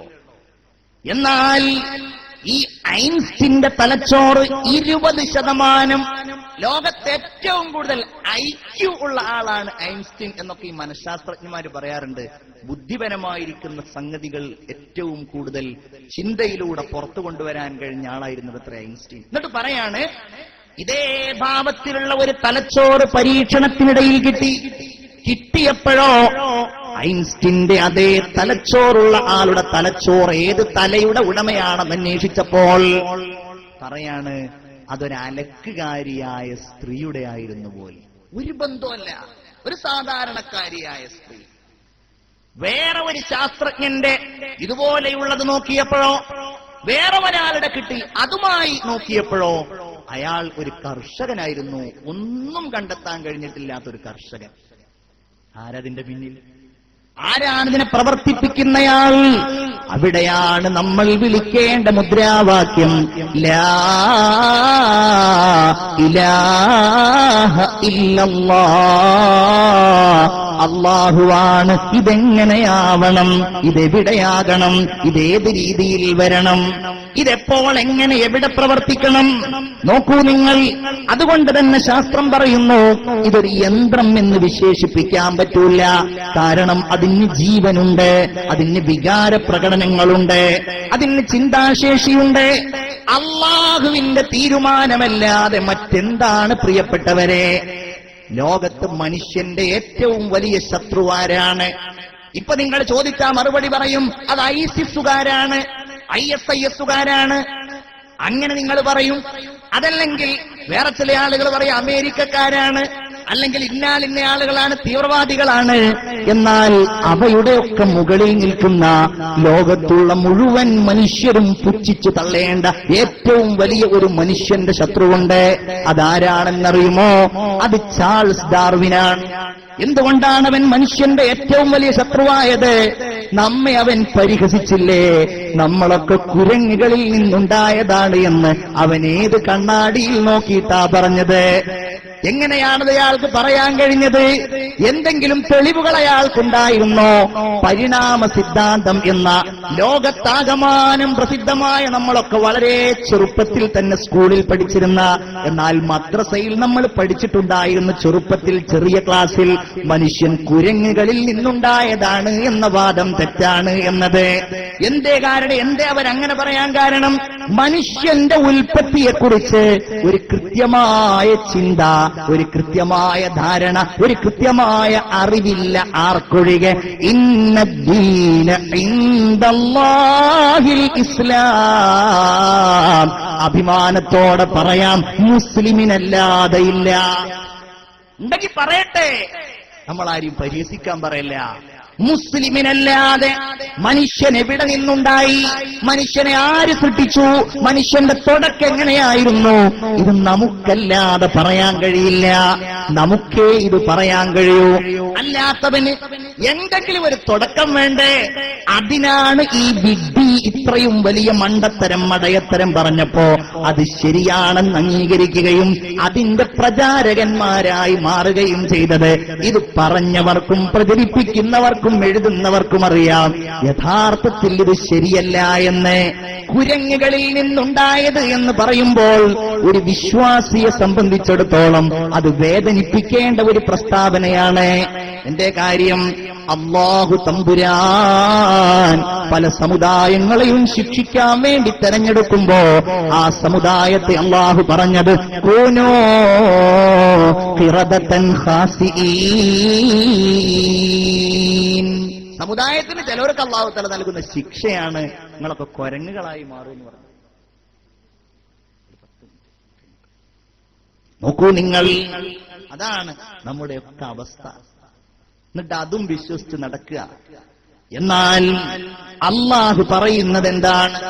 മാതാവിന്റെ ഗർഭാശയത്തിനകത്ത ഭ്രൂണത്തിന്റെ വളർച്ച മുതൽ ശരീരത്തിന്റെ വ്യത്യസ്തതകളുടെ ഓരോ രംഗത്തും കാണാൻ കഴിയുന്ന അതിസൂക്ഷ്മവും വിദഗ്ധവും അന്യൂനവുമായ സൃഷ്ടിപ്രക്രിയയുടെ അത്ഭുതങ്ങൾ അല്ലാഹു വിശദീകരിച്ചിരിക്കുകയാണ്. ബിസ്മില്ലാഹിർ റഹ്മാനിർ റഹീം. الرحمن علم القرآن خلق الإنسان ഇൻസാന അല്ലമഹുൽ ബയാൻ. ആ വചനങ്ങൾ മാത്രം മതി. ലാത്തയാണ് ഞങ്ങളുടെ സൃഷ്ടി, ഞങ്ങളുടെ സൃഷ്ടാവ്. ഉസ്സയാണ് ഞങ്ങൾ ആരാധിക്കുന്നത്. അല്ലാഹുവോ? മുഹമ്മദേ, നീ പറയുന്ന അല്ലാഹുവിനെ ഞങ്ങൾക്ക് മനസ്സിലാക്കാൻ കഴിയുന്നില്ല എന്ന് പറയുന്നവരുടെ മുമ്പിലാണ് അല്ലാഹുവിന്റെ പരിശുദ്ധ ഖുർആനിന്റെ ഈ മധുര മനോഹരമായ വചനങ്ങൾ ഇറങ്ങുന്നത്. സൂറത്തുർ റഹ്മാൻ ഇതറങ്ങിയപ്പോൾ അല്ലാഹുവിന്റെ റസൂല് ചോദിച്ചു, സഹാബികളെ, ആരാണ് നിങ്ങളുടെ മുമ്പിൽ നിന്ന് ഇത് പോയി ഖുറൈശികളുടെ മുമ്പിൽ പോയി ഓതിക്കൊടുക്കുക? ഇതാരോദിക്കൊടുക്കും? ആര് എഴുന്നേറ്റ് നിന്നില്ല. കാരണം ഒരു ചെറിയ വീടാണ്, ദാറുൽ അർക്കമാണ്. ഇടിഞ്ഞു പൊളിഞ്ഞു വീഴാറായ, ഉടുതുണിക്ക് മറുതുണിയില്ലാത്ത പട്ടിണി പാവങ്ങൾ കിടക്കുന്ന ഒരു വീടാണ്. അവിടെ ശക്തിയുള്ളവരില്ല, തന്റേടുള്ളവർ കുറവാണ്. വിശ്വാസികളായിട്ട് കുറച്ചാളുകളെ ഉള്ളൂ. അവർക്കിടയിൽ ഒരു കുള്ളനായ മനുഷ്യനുണ്ടായിരുന്നു. കാഴ്ചയിൽ വളരെ ചെറിയ മനുഷ്യനാണ് ആ മനുഷ്യൻ. ആ മനുഷ്യൻ എഴുന്നേറ്റ് നിന്നുകൊണ്ട് പറഞ്ഞു, നബിയേ, ഞാൻ ഓതിക്കൊടുക്കാം റസൂലല്ലാഹ്. അത് മറ്റാരുമല്ല, സയ്യിദുനാ അബ്ദുല്ലാഹ് ഇബ്നു മസ്ഊദ്. ഉറക്കെ പറയൂ, റളിയല്ലാഹു അൻഹു. പറഞ്ഞു, വേണ്ട, നീ ചെറിയ ആളല്ലേ, അവിടെ ഇരിക്കൂ. പിന്നെയും ചോദിച്ചു, അല്ലാഹുവിനെ കുറിച്ച് പറയുന്ന, അവന്റെ കഴിവുകളെ കുറിച്ച് പറയുന്ന, അവൻ അത്ഭുതകരമായി സൃഷ്ടിച്ച സൃഷ്ടി സംവിധാനത്തിന്റെ മനോഹാരിത പറയുന്ന ഈ സൂറത്ത് ആരാണ് ഖുറൈശികളുടെ മുമ്പിൽ ഓതിക്കൊടുക്കുക? രണ്ടാമതും എഴുന്നേറ്റ് നിൽക്കുന്നു സയ്യിദുനാ അബ്ദുല്ലാഹ് ഇബ്നു മസ്ഊദ്. അവിടെ ഇരിക്കെ. മൂന്നാമതും സമ്മതത്തിന് കാത്തുനിന്നില്ല. നബിയെ, ഞാൻ പോയേക്കാം. ഓടിപ്പോയി. റസൂലുള്ളാഹിയുടെ വാക്ക്, റസൂലുള്ളാഹിയുടെ വചനങ്ങൾ സ്വഹാബികൾക്കിടയിൽ നിന്ന് ഓടി ഓടി ഓടി വിശുദ്ധമായ കഅബ ശരീഫിന്റെ അവിടെ എത്തി. ആളുകൾ അവിടെ ഇങ്ങനെ ചുറ്റി നിൽക്കുന്നുണ്ട്. ഖുറൈശികളിൽപ്പെട്ട പ്രമുഖർ പലരുണ്ട്. ആളുകൾ അവിടെയുണ്ട്. ഇദ്ദേഹം ചെറിയ മനുഷ്യനാണല്ലോ. കഅബ ശരീഫിന്റെ ഖില്ലയുടെ അവിടെ എത്തി. ആ ഖില്ലയുടെ സമീപത്ത് ഇങ്ങനെ ചാരി നിന്ന് തനിക്ക് കഴിയാവുന്നത്ര ഉച്ചത്തിൽ ഉറക്കെ ഓതിയ റഹ്മാൻ അല്ലമൽ ഖുർആൻ ഖലഖൽ ഇൻസാന അല്ലമഹുൽ ബയാൻ. ആളുകൾ ഒരുമിച്ചുകൂടി. ഇതെന്തൊരു വചനമാണ്! ഇതേത് അല്ലാഹുവിനെ കുറിച്ച് പറയുന്നതാണ്? ഇതേത് റഹ്മാനായ റബ്ബിനെ കുറിച്ച് പറയുന്നതാണ്? ഇതെന്തൊരു സ്വരമാണ്! ഇതെന്തൊരു മനോഹരമായ ശബ്ദത്തിന്റെ സൗകുമാര്യതയുള്ള വചനങ്ങളാണ്! എല്ലാവരും ഒരുമിച്ചുകൂടി അല്ലാഹുവിന്റെ ഖുർആൻ. അബ്ദുള്ള വീണ്ടും വീണ്ടും ഇങ്ങനെ ഓതുകയാണ്, അശ്ശംസു വൽ ഖമറു ബിഹുസ്ബാൻ വന്നജ്മു വശ്ശജറു യസ്ജുദാൻ വസ്സമാഅ റഫഅഹാ വവളഅൽ മീസാൻ. ആളുകൾക്കിടയിൽ നിന്ന് ഒരു ക്രൂരൻ വന്നു. അത് അബൂജഹലായിരുന്നു. ഓതിക്കൊണ്ടിരിക്കുന്ന അബ്ദുള്ളയെ തന്റെ കൈ കൊണ്ട് വളരെ ശക്തമായിട്ടൊരടി കൊടുത്തു. ആ അടിയിൽ അബ്ദുള്ള വേച്ചു വേച്ച് നിലത്തേക്ക് വീണു. ചെവി പൊട്ടിയിട്ട് രക്തമൊഴുകുകയാണ്. സഹിക്കാൻ കഴിയുന്നില്ല വേദന. അത്രയും വലിയ അടിയാണ്. രക്തമൊലിക്കുന്ന ചെവിയുമായിട്ട് ഇലാ ഹളറത്ത് റസൂലില്ലാഹ്, മുത്ത് റസൂലുള്ളാഹിന്റെ അടുക്കലേക്ക് ചെല്ലുകയാ. റസൂലുള്ളാഹിയുടെ കണ്ണുകൾ നിറഞ്ഞുപോയി. സഹാബികൾ വല്ലാതെ വേദനിച്ചു പോയി. അല്ലാഹുവേ, ഇതെന്തൊരു ബുദ്ധിമുട്ടാണ്, ഇതെന്തൊരു പ്രയാസമാണല്ലാ. അബ്ദുല്ലാഹ് ഇബ്നു മസ്ഊദിനെ സമാധാനിപ്പിച്ചു കൊണ്ടിരിക്കുമ്പോഴാണ് ബഹുമാനപ്പെട്ട ജിബ്രീൽ അലൈഹിസ്സലാം ഇറങ്ങി വന്നുകൊണ്ട്, നബിയേ, നിങ്ങൾ ഭയപ്പെടേണ്ടതില്ല. ഒരിക്കൽ ഇതിന് അല്ലാഹു തആല അബ്ദുല്ലാഹ്ക്ക് പകരം നൽകാനുള്ള അവസരം നൽകും. കാലങ്ങൾ കടന്നുപോയി, വർഷങ്ങൾ പോയി. ബദറിന്റെ യുദ്ധം സമാഗതമാവുകയാണ്. ബദറാണ്. ബദറിന്റെ പോരാട്ടത്തിനിടയിൽ ഇതാ അബ്ദുള്ള തിരയുകയാണ്, എവിടെയാണ് അബൂജഹല്, എവിടെയാണവൻ, എന്നെ ബുദ്ധിമുട്ടിച്ച റസൂലുള്ളാഹിനെ ആക്രമിച്ച അബൂജഹലിനെ കാണാൻ വേണ്ടി നോക്കി നോക്കി നടക്കുമ്പോഴാണ് രണ്ട് കുട്ടികൾ അബൂജഹലുമായിട്ട് സംഘട്ടനത്തിൽ ഏർപ്പെടുന്ന കാഴ്ച കാണുന്നത്. ഓടിച്ചെന്നു തന്റെ കയ്യിലുള്ള കുന്തം കൊണ്ടെറിഞ്ഞു, അവൻ നിലത്ത് വീണുപോയി. അബ്ദുള്ളായുടെ നെഞ്ചത്ത് ബഹുമാനപ്പെട്ട അബ്ദുല്ലാഹ് ഇബ്നു മസ്ഊദ് അബൂജഹലിന്റെ നെഞ്ചത്ത് കയറി നിൽക്കുകയാണ്. ഇവൻ കണ്ണു തുറന്നു ചോദിച്ചു, നീ ആരാണ്? എന്നെ മനസ്സിലായില്ലേ? നീ ഇബ്നു ഉമ്മു അബ്ദല്ലേ? നീ ഇബ്നു ഉമ്മി അബ്ദല്ലേ? അതെ, ഞാൻ അബ്ദുല്ലാഹ് ഇബ്നു മസ്ഊദാണ്. എന്നെ നീ കൊല്ലുകയാണോ? കൊല്ലുകയാണെന്ന് പറയുമ്പോ അബൂജഹൽ പറയുകയാണ്, അബ്ദുല്ലാ, കൊല്ലുന്നതിന്റെ മുമ്പ് രണ്ട് കാര്യങ്ങൾ എനിക്ക് പറയാനുണ്ട്. ഒന്ന്, നീ എന്റെ കഴുത്ത് നീ മുറിച്ചെടുക്കുമ്പോൾ കഴുത്തിന്റെ മേൽഭാഗം നീ മുറിക്കരുത്, കഴുത്തിന്റെ താഴെ നിന്ന് നീ മുറിക്കണം. എന്റെ കഴുത്ത് നീളമുള്ള കഴുത്താണല്ലോ, എന്റെ കഴുത്ത് കണ്ടിട്ടെങ്കിലും നിന്റെ മുഹമ്മദ് ഒന്ന് ഞെട്ടട്ടെ. രണ്ടാമത്തെ കാര്യം, നിന്റെ മുഹമ്മദിനോട് നീ പറയണം, എന്റെ ജീവിതത്തിൽ എനിക്ക് ഏറ്റവും വെറുപ്പുണ്ടായിരുന്നത് മുഹമ്മദിനോടാണ്. ഇപ്പോൾ ഞാൻ ഈ മരിക്കുന്ന സമയത്തും എനിക്ക് ഏറ്റവും വെറുപ്പുള്ളത് നിന്റെ പ്രവാചകനായ മുഹമ്മദിനോടാണെന്ന് അബ്ദുള്ള നീ പറയണമെന്ന് പറയുമ്പോ കഴുത്ത് മുറിച്ചു, കൈകൊണ്ട് പൊക്കാൻ കഴിയുന്നില്ല. ചെവിയിലൂടെ ഒരു ദ്വാരമുണ്ടാക്കി, എന്നിട്ടൊരു കയറുകൊണ്ട് കെട്ടിയിട്ട് ആ കെട്ടിയ കയറും വലിച്ചിട്ടാണ് ഈ മനുഷ്യന്റെ തലയുമായിട്ട് റസൂലുള്ളാഹി ഇരിക്കുന്നിടത്തേക്ക് പോകുന്നത്. എല്ലാവരും തക്ബീർ ചൊല്ലിപ്പോയില്ലേ? റസൂലുള്ളാഹിനോട് ഈ കാര്യം പറഞ്ഞു, നബിയേ, എന്നോട് മരിക്കുന്ന സമയത്ത് ഇവൻ പറഞ്ഞത് ഈ രണ്ട് കാര്യങ്ങളാ. ഒന്നവന്റെ കഴുത്ത് മുറിക്കുന്ന കാര്യവും രണ്ടാമതായി അവന് വെറുപ്പുള്ള കാര്യവും. അള്ളാന്റെ റസൂല് പറഞ്ഞു, അല്ലാ, ഇതെന്തൊരു ശത്രുവിനെയാണ് എനിക്ക് നീ നൽകിയത്. അല്ലാഹുവേ, ഫിർഔനി അശദ്ദു മിൻ ഫിർഔനി മൂസാ, മൂസാ നബിക്ക് നീ നൽകിയ ഫിർഔനേക്കാൾ എത്രയോ ശക്തനായ ഫിർഔനെയാണല്ലോ അല്ലാ എനിക്ക് നീ നൽകിയത്. മൂസാക്ക് നീ നൽകിയ ഫിർഔൻ, മൂസാ നബി അലൈഹിസ്സലാമിന് നീ നൽകിയ ഫിർഔൻ, മൂസാ നബി അലൈഹിസ്സലാത്തു വസ്സലാം ഫിർഔൻ മരിക്കുന്ന സമയത്ത് ഉറക്കെ വിളിച്ചു പറഞ്ഞത്, ആമൻതു ബിറബ്ബി മൂസാ വഹാറൂൻ, ഞാനിതാ മൂസാ നബിയെ കൊണ്ടും അല്ലാഹുവിനെ കൊണ്ടും വിശ്വസിച്ചിരിക്കുന്നുവെന്നാണ്. എന്നാൽ ഇവിടെ ഇതാ എന്റെ ഫിർഔൻ മരിക്കുമ്പോഴും എന്നോട് വെറുപ്പാണെന്ന് പറയുകയാണല്ലോ. ഈ വലിയ സംഭവത്തിന് പശ്ചാത്തലം ഒരുങ്ങിയത് അർ-റഹ്മാൻ അല്ലമൽ ഖുർആൻ. മുഅ്മിനീങ്ങളെ, ഇൻഷാ അല്ലാഹ് നമുക്ക് വഅള് തുടരാം. നിങ്ങളുടെ അടുക്കലേക്ക് ബക്കറ്റുമായിട്ട് സംഘാടകര് വരുന്നുണ്ട്. ബഹുമാനപ്പെട്ട അത്തിപ്പറ്റ ഉസ്താദ്, അല്ലാഹു ദീർഘായുസ് കൊടുക്കുമാറാകട്ടെ. എല്ലാവരും ആമീൻ പറയാം. അല്ലാഹു ദീർഘായുസ് കൊടുക്കട്ടെ. ഉസ്താദ് അവർകൾ വളരെ അവശനാണ്. എന്നാൽ എത്ര നേരം നോക്കൂ നിങ്ങൾ അവിടെ ഇരുന്ന്. ഉസ്താദിന് അകലാട് വേറൊരു പരിപാടിയുണ്ട്, എനിക്കറിയാവുന്നൊരു പരിപാടിയാണ്. അതിന് ഉസ്താദിന് എത്തണം. എന്നിട്ടും വളരെ കുറെ സമയം അവിടെ ഇരുന്നു എന്ന് മാത്രമല്ല, പോകുന്ന സമയത്ത് കീശയിലുണ്ടായിരുന്നത് 1500 രൂപയാണ്. അതെന്റെ കയ്യിലെടുത്തിട്ട് പറഞ്ഞു, ഇത് ഒരു പരിപാടിയാണല്ലോ, ഇത് എന്റെ വകയായിട്ട് ഉസ്താദ് പരിപാടിയിലേക്ക് ഏൽപ്പിക്കണമെന്ന് പറഞ്ഞിട്ട് പാവപ്പെട്ട ബഹുമാനപ്പെട്ട വളരെ അവശനായ രോഗിയായ ഉസ്താദ് വലിയ ഒരു സംഖ്യ 1500 രൂപ കീശയിൽ അപ്പുണ്ടായത് അതാണ്, അതെന്റെ കയ്യിൽ തന്നു. അല്ലാഹു തആല അത് സ്വീകരിക്കുമാറാവട്ടെ. അല്ലാഹു ഉസ്താദിന്റെ രോഗങ്ങളൊക്കെ ശിഫയാക്കി കൊടുക്കുമാറാവട്ടെ. അപ്പൊ നിങ്ങളൊക്കെ ബക്കറ്റ് വരുന്ന സമയത്ത് നല്ല ഒരു സദഖ ഇൻഷാ അല്ലാഹ് എത്രയാണോ കീശയിലുള്ളത് മുഴുവൻ എന്നൊന്നും ഞാൻ പറയുന്നില്ല, എന്നാലും ചുരുങ്ങിയതൊരു 100 രൂപയെങ്കിലും നല്ല ഒരു നിയത്തോടെ, നല്ല ഒരു ഈമാനുള്ള മജ്ലിസാണ്, നല്ല ഒരു ചിന്തയോടെ ഈമാനോടെ നിയത്തോടെ നിങ്ങളതെല്ലാം ചെയ്യാം. അല്ലാഹു തആല സ്വീകരിക്കുമാറാവട്ടെ. അപ്പൊ ഞാൻ പറഞ്ഞത് അർ-റഹ്മാൻ, അല്ലാഹുവിനെ പറ്റി പറയാണവൻ കാരുണ്യവാനായ അല്ലാഹു.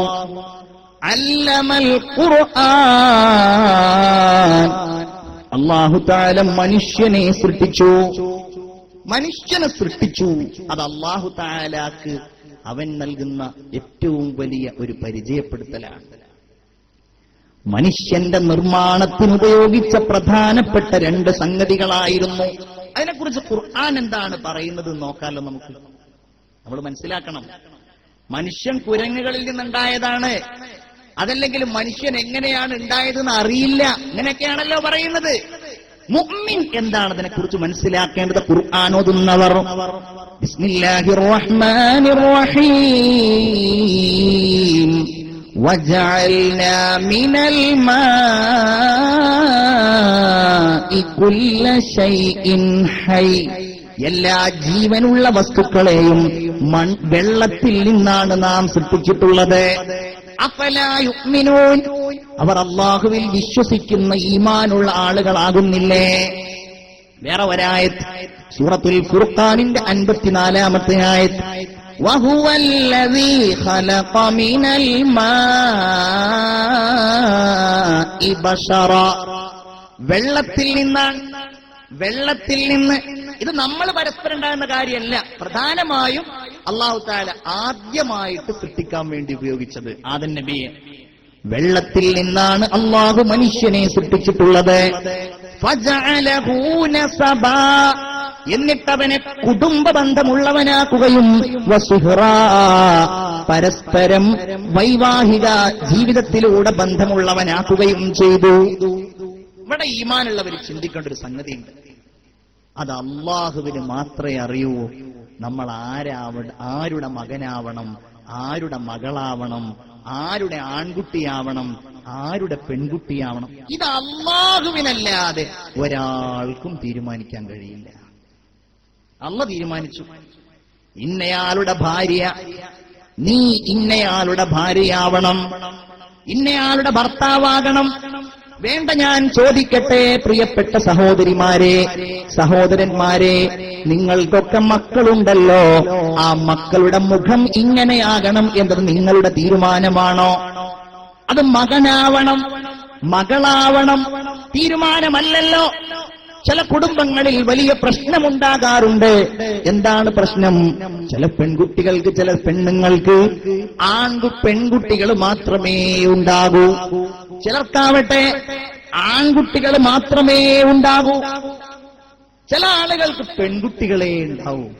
എന്നിട്ട് അതിന്റെ പേരിൽ ആക്ഷേപിക്കപ്പെട്ട ആളുകളെ എനിക്കറിയാം. നാട്ടിലൊക്കെ അയൽവാസിയുടെ വീട്ടിൽ പെൺകുട്ടികൾ ഉണ്ടായാൽ ചിലവരെ പറ്റി പറയും, അവന് 3 പെൺകുട്ടികളാണ്. ചില ചെറുപ്പക്കാർ നമ്മളോട് തന്നെ പരാതി പറയും, 4 പെൺകുട്ടികളാണ്. അൽഹംദുലില്ലാ, 4 പെൺകുട്ടികളാണ്. അതിന്റെ പേരിൽ വേദന. എന്നോടൊരു ചെറുപ്പക്കാരൻ ആലുവയിൽ നിന്ന് എന്നോട് പറഞ്ഞതാണ്, ഉസ്താദേ, എനിക്ക് രണ്ടാമത്തേതും പെൺകുട്ടിയായപ്പോ, ഒന്നാമത്തേത് പെൺകുട്ടിയാണ്, രണ്ടാമത്തേത് പെൺകുട്ടിയായപ്പോൾ, ആ പെൺകുട്ടിയായി എന്നാണ് അറിഞ്ഞപ്പോൾ എന്റെ ഭാര്യ അപ്പുറത്തേക്ക് മാറിക്കിടന്നിട്ട് അവൾ ഇങ്ങനെ ഏങ്ങലടിച്ച് കരയാൻ തുടങ്ങി. ഞാൻ ചോദിച്ചു, എന്തിനാടി നീ കരയുന്നത്, എന്താ പ്രശ്നം? അപ്പോൾ അവൾ പറഞ്ഞു, നമുക്കൊരല്ലാഹു ഒരാൺകുട്ടിയെ തന്നില്ലല്ലോ. എന്നോട് കരഞ്ഞു പറഞ്ഞു. ചിന്തിച്ചു നോക്കൂ നിങ്ങൾ, ഇത് സ്ത്രീകളുടെയും പ്രശ്നമായിരിക്കും, പുരുഷന്മാരുടെയും പ്രശ്നമായിരിക്കും. എനിക്കറിയാവുന്ന ഒരു സ്ത്രീയുണ്ട്, അവര് വിവാഹ മോചനത്തിന് തന്നെ കാരണമാകാൻ സാധ്യമായത് പെൺകുട്ടിയാണ്. 2-3 പെൺകുട്ടികളാണ് എന്നുള്ളതാണ്. അമ്മായിമ്മയുടെ ഉപദ്രവം പറയുന്നു, പെൺകുട്ടിയായതിന്റെ പേരിൽ പരിഹസിക്കുക, പെൺകുട്ടികളെ ഇവൾക്ക് പ്രസവിക്കാൻ അറിയൂ എന്ന് പറയുക, പെൺകുട്ടികളുള്ള കുടുംബത്തിൽ നിന്നുള്ള കല്യാണാലോചനകൾ പോലും മുടങ്ങിപ്പോവുക. ഇതിലൊരുപാട് തെറ്റിദ്ധാരണകളുണ്ട് എന്നുള്ളതാണ്. ഒരുപാട് തെറ്റിദ്ധാരണകളുണ്ട്. യഥാർത്ഥത്തിൽ ഇൻഷാ അല്ലാഹ് അത് വിഷയത്തിന്റെ ചെറിയൊരു ഭാഗത്ത് ഞാനത് പരാമർശിക്കും. പെണ്ണാവണോ ആണാവണോ എന്ന് തീരുമാനിക്കപ്പെടുന്നതിനുള്ള ആ ഒരു സൗകര്യവും സംവിധാനവും അല്ലാഹു തആല നിക്ഷേപിച്ചിരിക്കുന്നത് പുരുഷനിലാണ് എന്നതാണ് ശാസ്ത്രം പറയുന്നത്. സ്ത്രീക്കതിൽ പങ്കില്ല. അങ്ങനെയാണ്. 24 ക്രോമസോമുകളിൽ, ഞാനത് വിശദീകരിച്ചാൽ ഈ വാളിന്റെ സദസ്സിൽ ഒരുപക്ഷെ ഒരു അസ്വസ്ഥത ഉണ്ടാവും, ഞാനത് വിശദീകരിക്കുന്നില്ല. 24 ക്രോമസോം എന്നാ പറയാ. അത് XY എന്നറിയപ്പെടുന്നു. അതിൽ പുരുഷന്റെ അടുക്കലാണ് ആണാവണോ പെണ്ണാവണോ എന്ന് തീരുമാനിക്കുന്ന ക്രോമസോമുകൾ പുരുഷന്റെ അടുക്കലാണ്. സ്ത്രീകളുടെ അടുക്കലാവട്ടെ ഒരൊറ്റ ക്രോമസോമേ, ഒറ്റ ജോഡിയേ ഉള്ളൂ ആ വിഷയത്തിലുള്ളത്. അത് പുരുഷന്റെ ഭാഗത്ത് നിന്ന് ആൺകുട്ടിയാകുന്നതിനുള്ള ആ ക്രോമസോം പെണ്ണിന്റേതുമായി ചേരുമ്പോഴാണ് കുട്ടി ആണാകുന്നത്. പെൺകുട്ടിയുടേതാണ് ഏതാണ് പുരുഷനിൽ നിന്ന് സ്ത്രീയിലേക്ക് കൈമാറ്റം ചെയ്യപ്പെടുന്നത് എങ്കിൽ അവിടെയാണ് പെൺകുട്ടിയായിട്ട് മാറുന്നത്. അതിൽ സ്ത്രീക്ക് പങ്കില്ല. കളിയാക്കുന്ന പരിഹസിക്കുന്ന അമ്മായിമാക്കറിയില്ല ചെവി പിടിക്കേണ്ടത് തന്റെ മകനെയാണെന്നുള്ള കാര്യം അല്ലേ. എനിക്കറിയാവുന്ന ഒരു വിവാഹമോചന കേസുണ്ടാവാനുള്ള പ്രധാനപ്പെട്ട ഒരു കാരണം ഈ പെൺകുട്ടി പ്രസവിക്കുന്നില്ല എന്നുള്ളതാണ്. അള്ള തരുന്നതല്ലേ വയജഅലു മൻ യശാഉ അഖീമ. ചില ആളുകൾക്ക് അള്ളാഹു കുഞ്ഞുങ്ങളെ നൽകുന്നില്ല. അപ്പൊ ഈ പെൺകുട്ടി പ്രസവിക്കുന്നില്ല. അവരെന്നോട് പറഞ്ഞ ഒരു കാര്യമാണ്, എന്നെ ഉമ്മ മച്ചിയാണ് എന്ന് പരസ്യമായി പറയാറുണ്ടായിരുന്നു പോൽ. നമ്മുടെയൊക്കെ നാടുകളിലുണ്ടാവും സാധാരണക്കാരികളായ സ്ത്രീകൾ, ഒരു വകതിരിവുമില്ലാതെ ആധുനിക തലമുറയിൽപ്പെട്ട പെൺകുട്ടികളൊക്കെ ഉണ്ടല്ലോ. നിങ്ങളെപ്പോലെ സഹനശേഷിയും അതുപോലെയുള്ള ആ ഒരു ചിന്തയൊന്നും ഉണ്ടാവില്ല. അവർക്കൊന്നും പരിചയം ഉണ്ടാവില്ല. അവരെ വന്നിട്ട് അങ്ങനെ വിളിച്ചതിന്റെ പേരിൽ അത് ഡൈവോഴ്സായി പോയി. സുബ്ഹാനല്ലാഹ്.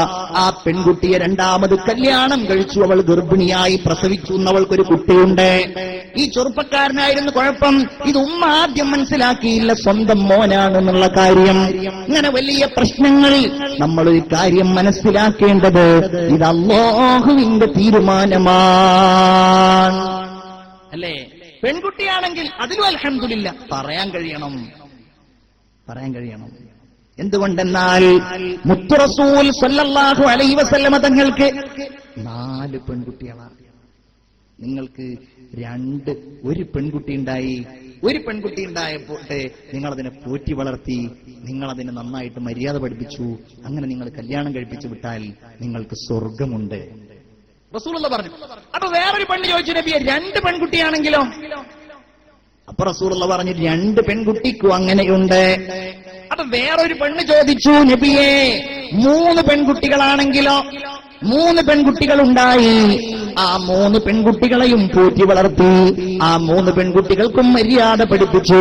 അവരെ കല്യാണം കഴിപ്പിച്ചു വിട്ടാൽ നബി പറഞ്ഞു അവർക്കും സ്വർഗമുണ്ട്. എന്നിട്ട് റസൂലുള്ളാഹി പറഞ്ഞു, അത് റിപ്പോർട്ട് ചെയ്ത സ്വഹാബി പറയുകയാണ്, അങ്ങനെ ഞങ്ങൾ എത്ര പെൺകുട്ടികളെ കുറിച്ച് ചോദിച്ചാലും ഞങ്ങളോട് റസൂലുള്ളാഹി അവർക്ക് സ്വർഗമുണ്ടെന്ന് പറയുമായിരുന്നു. ചിന്തിച്ചു നോക്കൂ. എന്നിട്ട് നമ്മളാണ് അതിൽ വലിയ വേദന അല്ലേ. അതിലൊന്നും വേദനിക്കേണ്ട യാതൊരു ആവശ്യമില്ല, സങ്കടപ്പെടേണ്ട ആവശ്യമില്ല. അത് അള്ളാന്റെ തീരുമാനമാണ്. ആണാവണോ പെണ്ണാവണോ, ഇവന്റെ കോല എങ്ങനെയാവണം, ഇവന്റെ മുഖം എങ്ങനെയാവണം, ഒക്കെ അള്ളാന്റെ തീരുമാനമാണ്. അവന്റെ തീരുമാനം മറികടക്കാൻ നമുക്ക് ആർക്ക് കഴിയും അല്ലേ. മദീനയിലെ പ്രമുഖനായ ഇമാമും മുഹദ്ദിസുമായിരുന്നു ബഹുമാനപ്പെട്ട ഇമാം റബീഅത്ത് റളിയല്ലാഹു അൻഹു, റബീഅത്ത് ഇബ്നുൽ ഫാറൂഖ് റളിയല്ലാഹു അൻഹു. നല്ല ചുറുചുറുക്കുള്ള 27 വയസ്സുള്ള ഒരു മഹാപണ്ഡിതനാണ്. പണ്ഡിതനായ അദ്ദേഹം ഒരിക്കൽ മസ്ജിദുൻ നബവിയിലേക്ക് നിസ്കരിക്കാൻ വേണ്ടി പോവാനൊരുങ്ങുമ്പോൾ തന്റെ വീട്ടിലേക്ക് ഒരൽപ്പം പ്രായമേറിയ ഒരു 10-60 വയസ്സായ ഒരു വൃദ്ധൻ കടന്നു വന്നു. എന്നിട്ട് ഇദ്ദേഹത്തോട് പറഞ്ഞു, എന്താടാ എന്റെ വീട്ടിൽ നീ നിൽക്കുന്നത്, എന്താടാ നിനക്ക് എന്റെ വീട്ടിൽ കാര്യം? റബീഅ ചോദിച്ചു, നിങ്ങളുടെ വീടോ? ഇതെന്റെ വീടാണ്, ഇതെന്റെ വീടാണ്, ഇതെന്റെ വീടാണ്. രണ്ടുപേരും അങ്ങോട്ടും ഇങ്ങോട്ടും ഇതെന്റെ വീടാണ്, ഇതെന്റെ വീടാണ്. ആളുകൾ ഒരുമിച്ചുകൂടി, അയൽവാസികൾ കൂടി, എല്ലാവരും കൂടി പരസ്പരം ഒരുമിച്ചുകൂടി. വീട്ടിൽ നിന്ന് തന്റെ റബീഅത്തിന്റെ ഉമ്മ വീട്ടിലുണ്ട്. ഉമ്മ ഇങ്ങനെ ചിന്തിക്കുകയാണ്, പടച്ചോനെ ആരാണ് എന്റെ വീട്ടിൽ വന്നിട്ട് പറയുന്നത്? അവസാനം പറഞ്ഞു, എന്നെ ഈ വീട്ടുകാരൻ, എന്റെ നാട്ടുകാരെ നിങ്ങൾക്കറിയില്ലേ, ഞാൻ 27 കൊല്ലം മുമ്പ് എന്റെ ഭാര്യ ഗർഭിണിയായ സമയത്താണ് ഞാൻ വീട് വിട്ടുപോയത്. ഞാൻ ഒരു ഡമസ്കസിലേക്ക് ഒരു യുദ്ധം യുദ്ധത്തിന് വേണ്ടി പോയതായിരുന്നു, ഞാൻ അവിടെ ബന്ധിയാക്കപ്പെട്ടതാണ്, എന്റെ പേര് ഫാറൂഖ് എന്നതാണ് എന്നെല്ലാം പറഞ്ഞിട്ട് ഈ മനുഷ്യൻ ഇങ്ങനെ തൻ സംസാരിക്കുമ്പോഴാണ് ഭാര്യ വീട്ടിന്റെ ഉള്ളിൽ നിന്നിറങ്ങി വന്നു. അതെ, ഇത് തന്റെ റബീഅത്തിന്റെ ഉപ്പയായ ഫാറൂഖ് എന്നവർ തന്നെയാണ്. അൽഹംദുലില്ലാഹ്, ആ ഉമ്മ തന്റെ ഭർത്താവിനെ തിരിച്ചറിഞ്ഞു. ആ ഉമ്മ തന്റെ ഭർത്താവിനെ തിരിച്ചറിഞ്ഞു. മകൻ പറഞ്ഞു, എങ്കിൽ ഞാനൊന്ന് പള്ളിയിൽ പോകട്ടെ, ളുഹർ ബാങ്ക് കൊടുക്കാൻ സമയമായിരിക്കുന്നു. പറഞ്ഞു, തിരിച്ചു ചോദിച്ചു, നിങ്ങൾക്ക് ഞാൻ പോകുന്നതിന്റെ മുമ്പ് ഭാര്യയോട് പറയുകയാണ്, യുദ്ധത്തിന് പോകുന്നതിന്റെ മുമ്പ് 30,000 ദീനാർ നിങ്ങളെ ഞാൻ ഏൽപ്പിച്ചിരുന്നല്ലോ, എവിടെയാ അതിന്റെ വരവ് ചെലവ് കണക്ക്? ഇത്രയും കാലം 27 കൊല്ലം നീ എന്തു ചെയ്തു എനിക്കറിയാൻ ആഗ്രഹമുണ്ട്, നിങ്ങൾക്ക് ഞാനത് തരാം. അദ്ദേഹം പറഞ്ഞു, ഞാനൊന്ന് കുളിക്കട്ടെ. കുളിച്ച് ശുദ്ധിയായി മസ്ജിദുൻ നബവിയിലേക്ക്, പള്ളിയിലേക്ക് പോയി. പള്ളിയിൽ പോയിട്ട് പള്ളിയുടെ പിറകിലാണ് സ്ഥലം കിട്ടിയത്. നിസ്കാരം കഴിഞ്ഞു. നിസ്കാരം കഴിഞ്ഞിട്ടും ആളുകളൊന്നും എഴുന്നേൽക്കുന്നില്ല. എല്ലാവരും ഇങ്ങനെ ആരെയോ കാത്തിരിക്കാണ്. ഇമാമ് വരെ ആരെയോ കാത്തിരിക്കാണ്. ദൂരെ അതാ ഒരു പണ്ഡിതൻ പ്രത്യക്ഷപ്പെടുന്നു. നല്ല സുമുഖനായ ചെറുപ്പക്കാരനാണ്. നല്ല ചെറുപ്പക്കാരൻ. ഈ ആയിരക്കണക്കിന് 10,000കണക്കിന് മദീന നിവാസികൾ എല്ലാവരും ദുഹറിന് ശേഷമുള്ള ഈ ക്ലാസ് ശ്രദ്ധിക്കുകയാണ്. റസൂലുള്ളാഹിന്റെ ഹദീസ് ഇങ്ങനെ പറയുന്നു, അതിന്റെ വിശദീകരണം ഇങ്ങനെ പറയുന്നു, ഖുർആനിലുള്ള ആയത്തുകൾ ഇങ്ങനെ ഓതുന്നു. അബ്ദുർ ഫാറൂഖ് എന്ന ഈ മനുഷ്യൻ തന്റെ അടുക്കലുള്ളയാളോട് ചോദിച്ചു, അതേതാളാണ്? എന്താ, നിങ്ങൾ ഈ നാട്ടുകാരനല്ലേ? നിങ്ങൾക്ക് അയാളെ അറിയില്ലേ? അത് റബീഅത്ത് എന്നവരാണ്, അത് ഇമാം റബീഅയാണ്, നിങ്ങൾക്കറിയില്ലേ? ഈ മനുഷ്യനുണ്ടല്ലോ, കണ്ണുകൾ നിറഞ്ഞുപോയി. അല്ലാ, 27 കൊല്ലം മുമ്പ് എന്റെ ഭാര്യ ഗർഭിണിയാക്കിയിട്ട് ഞാൻ ഇവിടെ നിന്ന് യുദ്ധത്തിന് പോകുമ്പോ 30,000 രൂപ, 30,000 ദീനാറുകൾ ഞാൻ ഇവിടെ അവശേഷിപ്പിച്ചിട്ട് പോകുമ്പോൾ, അല്ലാഹുവേ, എന്റെ സാന്നിധ്യമില്ലാതിരുന്നിട്ടും പണം കൊടുത്ത് ചെലവഴിച്ച്, അല്ലാഹുവേ, എന്റെ പുത്രനെ, എന്റെ പ്രിയപ്പെട്ട ഭാര്യ നന്നാക്കിയല്ലോ അല്ലാ. ജനങ്ങൾ മുഴുവൻ ശ്രദ്ധിക്കുന്ന ഒരു മഹാപണ്ഡിതനാക്കിയിട്ട് എന്റെ പ്രിയപ്പെട്ട ഭാര്യയെ, അല്ലാഹുവേ, എന്റെ പ്രിയപ്പെട്ട മകനെ എന്റെ ഭാര്യയാക്കിയല്ലോ.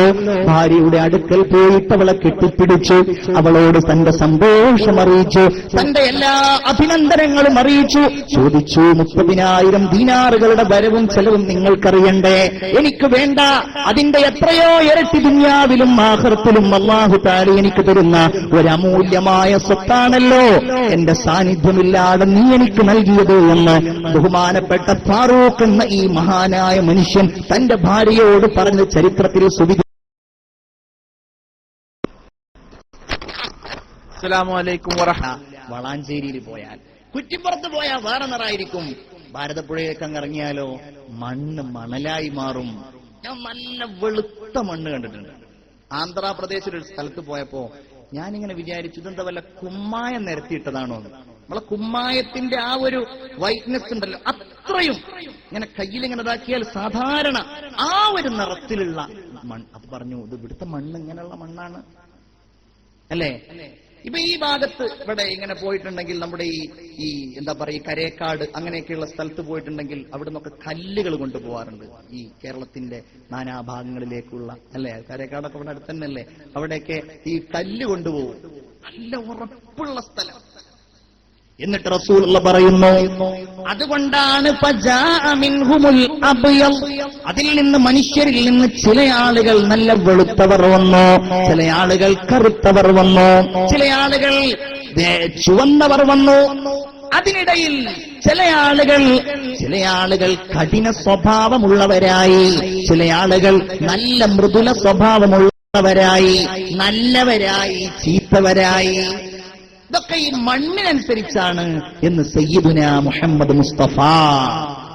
ഒന്നുറക്ക സ്വലാത്ത് മുഹമ്മദ് മുസ്തഫ. ഇനി നോക്കൂ, ഈ മണ്ണിനെ അല്ലാഹു തആല ഫസ്റ്റായിട്ട് ആദ്യമായിട്ട് രൂപപ്പെടുത്തിയത് കളിമണ്ണിന്റെ രൂപത്തിൽ. കളിമണ്ണ്, നമ്മൾ ഈ കലമുണ്ടല്ലോ, കലം, ആ ഒരു രൂപത്തിൽ അല്ലാഹു തആല അങ്ങൊരു കോലമാക്കി വെച്ചു എന്നാണ്. وَلَقَدْ خَلَقْنَا الْإِنسَانَ مِنْ صَلْصَالٍ مِنْ حَمَإٍ مَسْنُونٍ. നോക്കൂ നിങ്ങൾ, മുട്ടിയാൽ മുഴക്കമുണ്ടാകുന്ന മിനുത്ത കറുത്ത കളിമണ്ണിൽ നിന്ന് കലത്തിൽ ഇങ്ങനെ മുട്ടിയാൽ, കലന്ന് പറഞ്ഞാൽ അലുമിനിയത്തിന്റെ കലമല്ല, നല്ല മണ്ണിന്റെ കലം, അതിലിങ്ങനെ മുട്ടിയാൽ ഒരു ശബ്ദമുണ്ടാകുമല്ലോ, അതുപോലെയുള്ള ഒരു രൂപത്തിൽ നിന്ന് മനുഷ്യനെ നാം സൃഷ്ടിച്ചു. സൂറത്തുർ റഹ്മാനിൽ ഖലഖൽ ഇൻസാന മിൻ സ്വൽസ്വാലിൻ കൽ ഫഖാർ,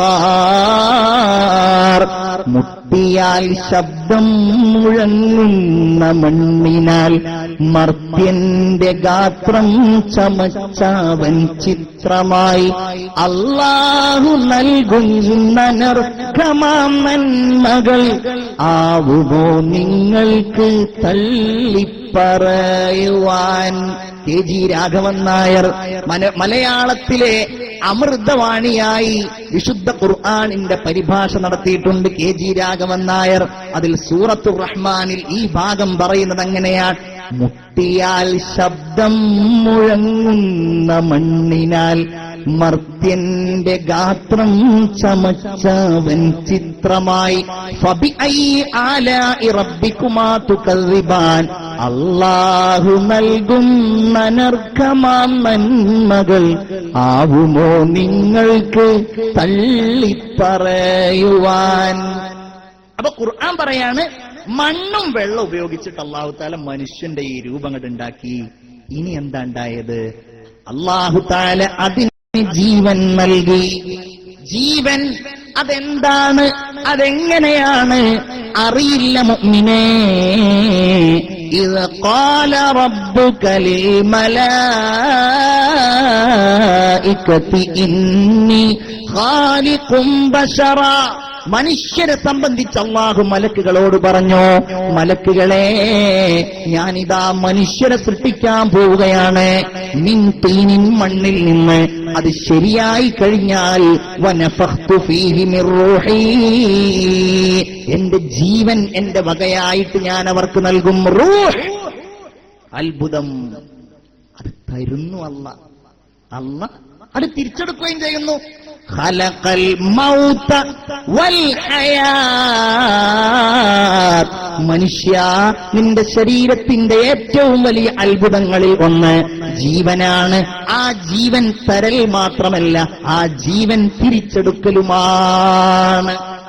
ജീവൻ തരിക അത് മാത്രല്ല, അത് നീ തന്നതല്ലല്ലോ, നീ അങ്ങാടി പോയി മേടിച്ചതല്ലല്ലോ. അതുകൊണ്ട് തന്നെ അല്ലാഹുവാണ് അത് തീരുമാനിക്കേണ്ടത്, അത് എപ്പോഴാണ് തിരിച്ചെടുക്കേണ്ടത്. പെട്ടെന്നാവാം. നേരത്തെ ഇവിടെ ഹാഷിർ അലി തങ്ങൾ ദുആ ചെയ്തപ്പോൾ ദുആയിരുന്ന ഒരു ദുആ ഉണ്ട്, അത് കേട്ടോ നിങ്ങള്. എന്താ? അല്ലാഹുമ്മ ഇന്നി അഊദു ബിക മിൻ ഫുജ്അത്തിൽ മൗത്ത്. ദുആയിരുന്നു, അല്ലാഹുവേ നീ ഞങ്ങൾക്ക് മരണം നിശ്ചയിച്ചിട്ടുണ്ട്, പക്ഷെ അത് പെട്ടെന്നാക്കല്ലേ. പായ സ്വീകരിക്കുക എന്നല്ലാതെ. ഇന്ന് എന്നോടൊരു സഹോദരൻ പറഞ്ഞു, ബസ് കാത്തു നിൽക്കുന്ന ഒരു സഹോദരന്റെ പെട്ടെന്ന് അവിടെ കിടന്ന് മരിച്ചു, ഞാൻ അയാളുടെ വിക്റിന് പോയിട്ട് വരികയാണെന്ന് ഇന്ന് ഒരു സഹോദരൻ എന്നോട് പറഞ്ഞു. അല്ലേ, അള്ളാന്റെ തീരുമാനമാണ്, പടച്ച തമ്പുരാന്റെ നിശ്ചയമാണ്. ഞാൻ ദാറുൽ ഹുദാ ഇസ്ലാമിക് യൂണിവേഴ്സിറ്റിയിൽ നിന്ന് 7-8 കൊല്ലം മുമ്പ് ഞാൻ ഹുദവിയായ ആളാണ്. ഹുദവിയായിട്ട് ഞാൻ ദാറുൽ ഹുദായുടെ ഒരു സ്ഥാപനമുണ്ട് കൊടുങ്ങല്ലൂരിനടുത്ത്, ചാമക്കാല എന്നാണ് ആ സ്ഥലത്തിന്റെ പേര്. അവിടെ ദാറുൽ ഹുദായുടെ ഒരു കോളേജുണ്ട്, നെഹ്ജുർ റഷാദ് ഇസ്ലാമിക് കോളേജ് എന്നാണ് ആ സ്ഥാപനത്തിന്റെ പേര്. ഞാൻ അവിടെ ഉസ്താദാണ്, 9 കൊല്ലമായിട്ട് ഞാൻ അവിടെ പഠിപ്പിക്കുന്നയാളാണ്. ദാറുൽ ഹുദായുടെ സ്വഭാവം നിങ്ങൾക്കറിയാലോ.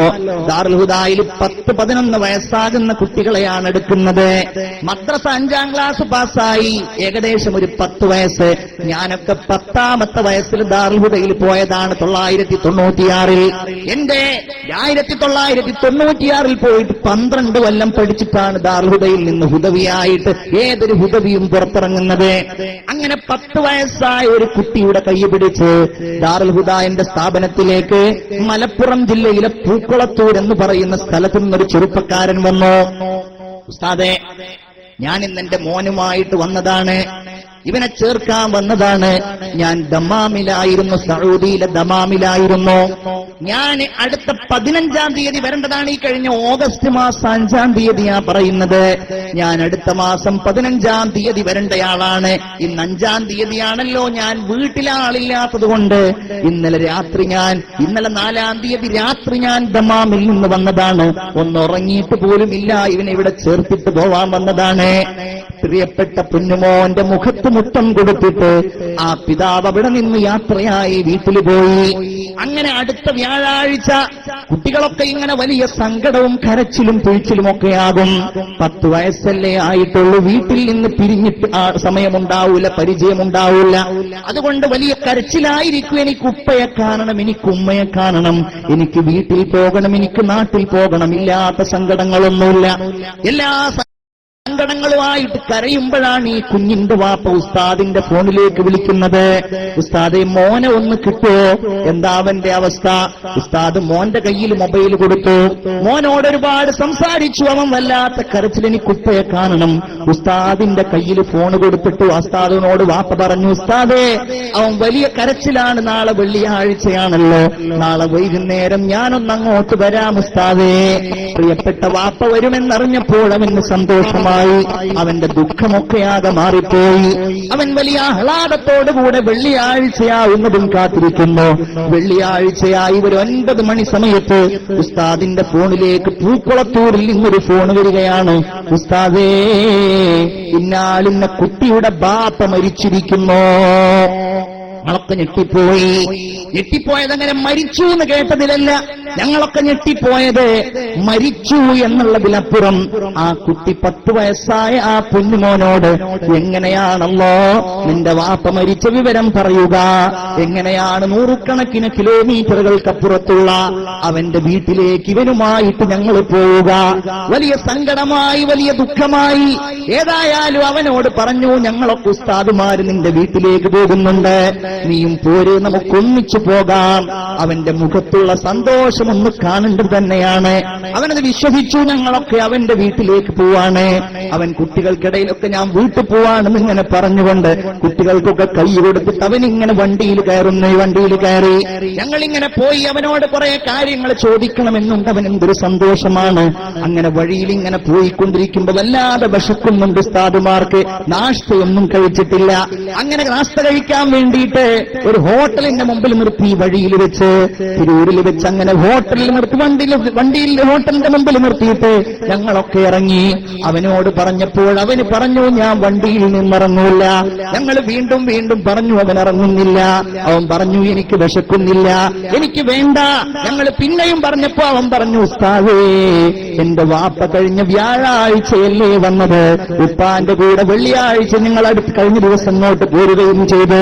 ഉസ്താദേ, വാപ്പാന്റെ കൂടെ ഇരുന്ന് ഭക്ഷണം കഴിച്ചിട്ടില്ല. വീട്ടിലെത്തിയിട്ട് ഞാൻ ഉപ്പാന്റെ കൂടെ ഇരുന്ന് ഭക്ഷണം കഴിച്ചോളാം. ഞങ്ങളുടെ കണ്ണുകൾ നിറഞ്ഞുപോയി. ഒരു ആപ്പിൾ വാങ്ങിച്ചു കൊടുത്തപ്പോൾ അവനത് സന്തോഷത്തോടെ തിന്നു. അങ്ങനെ ഞങ്ങൾ ഇങ്ങനെ പോയി, കുറെ വർത്തമാനമൊക്കെ പറഞ്ഞിങ്ങനെ പോയി. അവിടെ എത്തുന്നത് വരെ നിന്റെ വാപ്പ മരിച്ചിട്ടാ പോകുന്നതെന്ന് എങ്ങനെയാ ആ കുട്ടിയോട് പറയാ?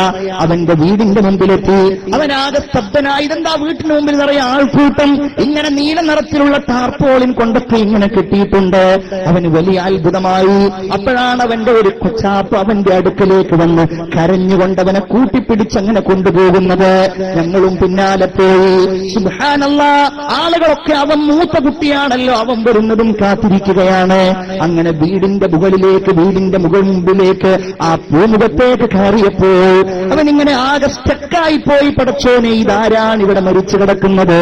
സുബ്ഹാനല്ലാഹ്, അവിടെ മയ്യത്തിന്റെ മുഖം കാണിച്ചു കൊടുക്കാൻ വേണ്ടിയിരുന്ന ഒരു സഹോദരൻ ആ മയ്യത്തിന്റെ മുകളിലിട്ടിരിക്കുന്ന ആ മുഖത്തിട്ടിരിക്കുന്ന ആ വിരിയങ്ങ് മാറ്റിയപ്പോ വൈകുന്നേരം വരാമെന്ന് പറഞ്ഞ തന്റെ പ്രിയപ്പെട്ട ഉപ്പ മരിച്ചു കിടക്കുന്നത് കണ്ടിട്ട് ഉസ്താദുമാരായ ഞങ്ങളുടെ മുമ്പിൽ വെച്ചിട്ട് ആ പ്രിയപ്പെട്ട കൊച്ചുബാലൻ വാവിട്ട് നിലവിളിച്ചത് എന്റെ ജീവിതത്തിൽ ഒരിക്കലും എനിക്ക് മറക്കാൻ പറ്റാത്ത കാഴ്ചയാണ്. അള്ളാഹു നമ്മെ കാത്തുരക്ഷിക്കുമാറാവട്ടെ. ആ ചെറുപ്പക്കാരൻ അള്ളാഹു പുറത്തു കൊടുക്കുമാറാകട്ടെ. ചിന്തിച്ചു നോക്കൂ നിങ്ങൾ, അള്ള തരുന്നതാണ് ജീവിതം, അള്ള തരുന്നതാണ്. അതൊരു വലിയ അത്ഭുതമാണ് യഥാർത്ഥത്തിൽ. അതുകൊണ്ടാണ് ആത്മഹത്യ എന്ന് പറയുന്ന സംഗതിയെ അല്ലാഹു തആല ഇത്രയധികം ഹറാമാക്കിയത്. മുഅ്മിനീങ്ങളെ, ഇനി നോക്കൂ നിങ്ങൾ നമ്മുടെ ഓരോരുത്തരുടെയും അവസ്ഥ നോക്ക് നിങ്ങൾ. നമ്മളൊക്കെ ജനിക്കുന്നതിന്റെ 10 മാസം മുമ്പ് നമ്മൾ ആരായിരുന്നു എന്ന് നമുക്കറിയില്ലെങ്കിലും ഖുർആൻ ഇങ്ങനെ പറയാണ് നമ്മൾ ആരായിരുന്നു. ചോദിക്കുകയാണ്, അഫറഅയ്തും മാ തുംനൂൻ, നിങ്ങൾ വിസർജിക്കുന്ന ഇന്ദ്രിയത്തുള്ളിയെ കുറിച്ച് നിങ്ങൾ ചിന്തിച്ചിട്ടുണ്ടോ? അഅൻതും തഖ്ലുഖൂന, നിങ്ങളാണോ ആ ബീജകണികയെ മനുഷ്യനാക്കി സൃഷ്ടിക്കുന്നത്?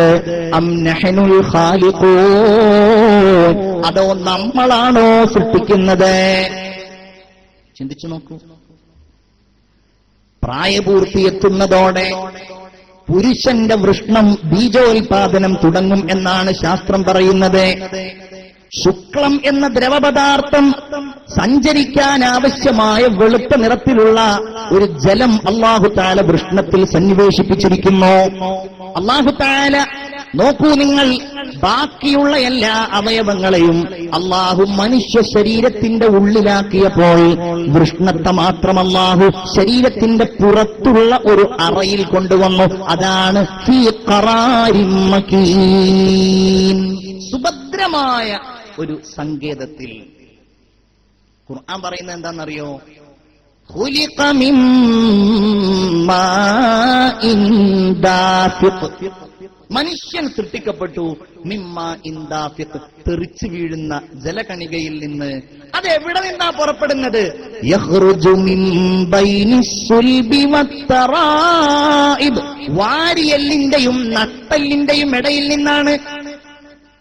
എന്താണ് ഈ പറഞ്ഞത്? വാരിയലിന്റെയും നട്ടലിന്റെ ഇടയിൽ നിന്നല്ലല്ലോ ഇത് പുറപ്പെടുന്നത്.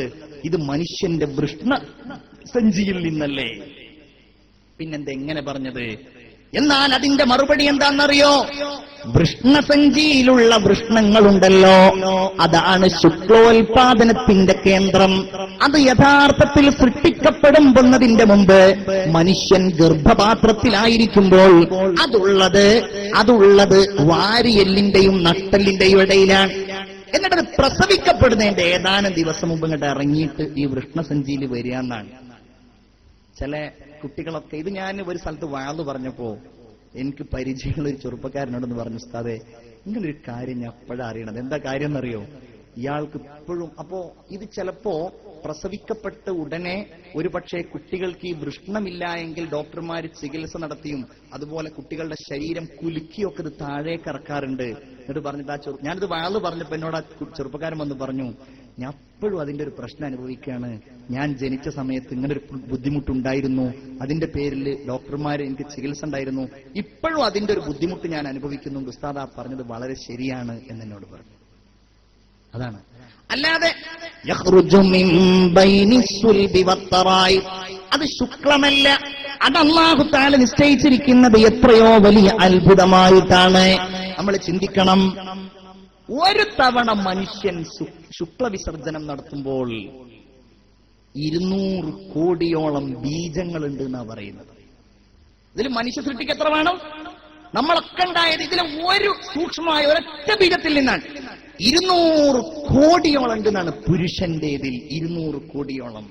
അതുകൊണ്ടാണ് അള്ളാഹുവിന്റെ ദീൻ അത് വെറുതെ കളയുന്നത് ഹറാമാക്കിയത്. അതുകൊണ്ടാണ് അത് ഹറാമായ സ്ഥലങ്ങളിൽ നിക്ഷേപിക്കുന്ന അല്ലാഹു തആല ഹറാമാക്കിയത്. അള്ളാഹു നമ്മളെയൊക്കെ കാത്തുരക്ഷിക്കുമാറാവട്ടെ. നിങ്ങൾ ആമീൻ പറയൂ, അള്ളാഹു കാത്തുരക്ഷിക്കുമാറാവട്ടെ. അപ്പൊ അതിന്റെ പ്രശ്നങ്ങൾ ഇങ്ങനെ നടന്നുകൊണ്ടിരിക്കുകയാണ്. ഞാൻ വിഷയം അതല്ലാത്തതുകൊണ്ട് അതിലേക്ക് കിടക്കുന്നില്ല. ചിന്തിച്ചു നോക്കൂ. അതുകൊണ്ടാണ് അത് കർശനായിട്ട്, അതേത് രീതിയിലാണെങ്കിലും, അത് സ്വയം അതല്ലെങ്കിൽ തന്റെ ഭാര്യ, ഇതിലപ്പുറം ഒന്നും ഹലാലല്ലാത്തത്. അതുകൊണ്ടാണ് നോക്കൂ നിങ്ങൾ, 1 മില്ലിയിൽ 2 കോടി ശുക്ലം ഉണ്ട്, 2 കോടി ബീജമുണ്ടാകണം. ഈ 2 കോടിയിൽ താഴെയാണ് 1 മില്ലി ശുക്ലത്തിൽ ഉള്ളത് എങ്കിൽ അതിനെക്കുറിച്ചാണ് നമ്മൾ കൗണ്ട് കുറവ് എന്ന് പറയാം. ചെറുപ്പക്കാരൊക്കെ പറയും കൗണ്ട് കുറച്ച് കുറവാന്ന് പറയും. അള്ളാഹു കാക്കട്ടെ. നിങ്ങളൊക്കെ ആമീൻ പറയല്ല, എന്ന് ചിരിക്കൊന്നും വേണ്ട. അള്ളാഹു കാക്കട്ടെ. കൗണ്ട് കുറവുള്ളവനെ അതിന്റെ ബേജാററിയുള്ളൂ. അപ്പൊ എന്താ പടച്ചോനെ ഈ കൗണ്ട് കുറവ്? മനസ്സിലാക്കിക്കോ, 1 മില്ലിയിൽ 2 കോടി ബീജങ്ങളിൽ താഴെയാണെങ്കിൽ സുബ്ഹാനല്ലാഹ്, 2 കോടിയിൽ താഴെയാണെങ്കിൽ അതിനെക്കുറിച്ചാണ് കൗണ്ട് കുറവ് എന്ന് പറയുന്നത്. കാരണം സങ്കലനം നടക്കൂല. ഇതിൽ സ്ത്രീക്കും ഒരു പങ്കുണ്ട്. എന്താണ് അത്? സ്ത്രീയുടെ അണ്ഡത്തെ കുറിച്ചാ പറയുന്നത്. ശരീരത്തിലെ ഏറ്റവും വലിയ കോശമാണത്രേ അണ്ഡം. 1 ഇഞ്ചിന്റെ 200ൽ 1 വലുപ്പമാണ് അതിനുള്ളത്. അത് ഗോളാകൃതിയിലുള്ളതാണ്. അതിനൊരു ന്യൂക്ലിയസ് ഉണ്ട്. നിങ്ങൾ ചിന്തിക്കണം മുമ്മിനെ, ഈ സ്ത്രീയുടെ അണ്ഡമുണ്ടല്ലോ, ഇതിൽ ഭക്ഷണം അല്ലാഹു ഒരുക്കിയിരിക്കുന്നു. ഇതിൽ ഭക്ഷണമുണ്ട്. കാരണം ഈ സങ്കലനം നടന്നാൽ ഇത് വളരണമല്ലോ. ഇത് വളർന്ന് വളർന്ന് വളർന്ന് വലുതായി വലുതായി നമ്മളാകണമല്ലോ. അതിൽ അല്ലാഹു ഭക്ഷണത്തിന്റെ ആ സൗകര്യം നൽകിയിരിക്കുന്നത് ഉമ്മയിലാണ്. ഉമ്മയാണല്ലോ മുലയൂട്ടുന്നത്, ഉമ്മയാണല്ലോ ഭക്ഷണം വാരി കൊടുക്കുന്നത്, ഉമ്മയാണല്ലോ ഭക്ഷണം വാരി വിളമ്പുന്നത്, വിളമ്പിത്തരുന്നത് ഉമ്മയാണല്ലോ. അതെവിടെ നിന്ന് തുടങ്ങിയതാണ്? മനുഷ്യന്റെ സൃഷ്ടി പ്രക്രിയയുടെ തുടക്കം മുതൽ ഉള്ളതാണ്. ഇതിൽ ശാസ്ത്രം 18ാം നൂറ്റാണ്ട് വരെ പറഞ്ഞിരുന്നത് യഥാർത്ഥത്തിൽ സ്ത്രീയുടെ ഗർഭമാത്രം എന്ന് പറഞ്ഞാൽ അത് ഒരു ചെറിയൊരു പാത്രം, അതൊരു സൂക്ഷിക്കാൻ ആവശ്യമായ ഒരു സ്ഥലം. അതിനപ്പുറം പെണ്ണിനിതിൽ യാതൊരു പങ്കുമില്ല എന്നാ പറഞ്ഞിരുന്നത്. എന്നാൽ ഖുർആൻ ഇന്നാ ഖലഖനാകും മിൻ സകരിൻ വ ഉൻസ, ആണിൽ നിന്നും പെണ്ണിൽ നിന്നും. ബിസ്മില്ലാഹിർ റഹ്മാനിർ റഹീം. ഹൽ അതാ അലൽ ഇൻസാനി ഹീനും മിനദ്ദഹർ, മനുഷ്യർക്ക് ഒരു കാലം കഴിഞ്ഞു പോയില്ലയോ? ലം യകുൻ ശൈഅൻ മദ്കൂറാ, ലം യകുൻ ശൈഅൻ മദ്കൂറാ, അവൻ ഒന്നുമേ അല്ലായിരുന്നു. പിന്നെ നമ്മളൊക്കെ ആരായി? ഇന്ന് ഓരോരുത്തർക്കും ഓരോ പേര്, ഓരോ അഡ്രസ്, ഓരോ കുടുംബം അല്ലേ? എന്നിട്ട് അല്ലാഹു പറയാൻ ഇന്നാ ഖലഖനൽ ഇൻസാന മിൻ നുത്ഫത്തിൻ അംശാജ്, ഫ്രം എ മിംഗിൾഡ് സ്പെർം, മിംഗിൾഡ് സ്പെർം മിൻ നുത്ഫത്തിൻ അംശാജ്, പരസ്പരം കൂടിച്ചേർന്ന ഒരു സിക്താണ്ഡത്തിൽ നിന്നല്ലയോ അവനെ നാം സൃഷ്ടിച്ചത്? സൈഗോട്ട് എന്നാണ് അതിന് ശാസ്ത്രം പറയുന്നത്. സൈഗോട്ട്, ബീജവും അണ്ഡവും ഒരുമിച്ച് കൂടിയ അവസ്ഥ. മുഅ്മിനീങ്ങളെ, ഇത് വളർന്നിട്ടാണ് ഭ്രൂണമാകുന്നത്. അതാണാകുന്നതും പെണ്ണാകുന്നതും ഞാൻ സൂചിപ്പിച്ചതുപോലെ യാദൃശ്ചികമാണ്. എന്നിട്ട് പടച്ചോൻ നൽകിയ അവയവങ്ങളൊന്ന് നോക്കൂ നിങ്ങൾ. വിശദീകരിക്കാൻ കഴിയോ? അലം നജ്അൽ ലഹു ഐനൈൻ,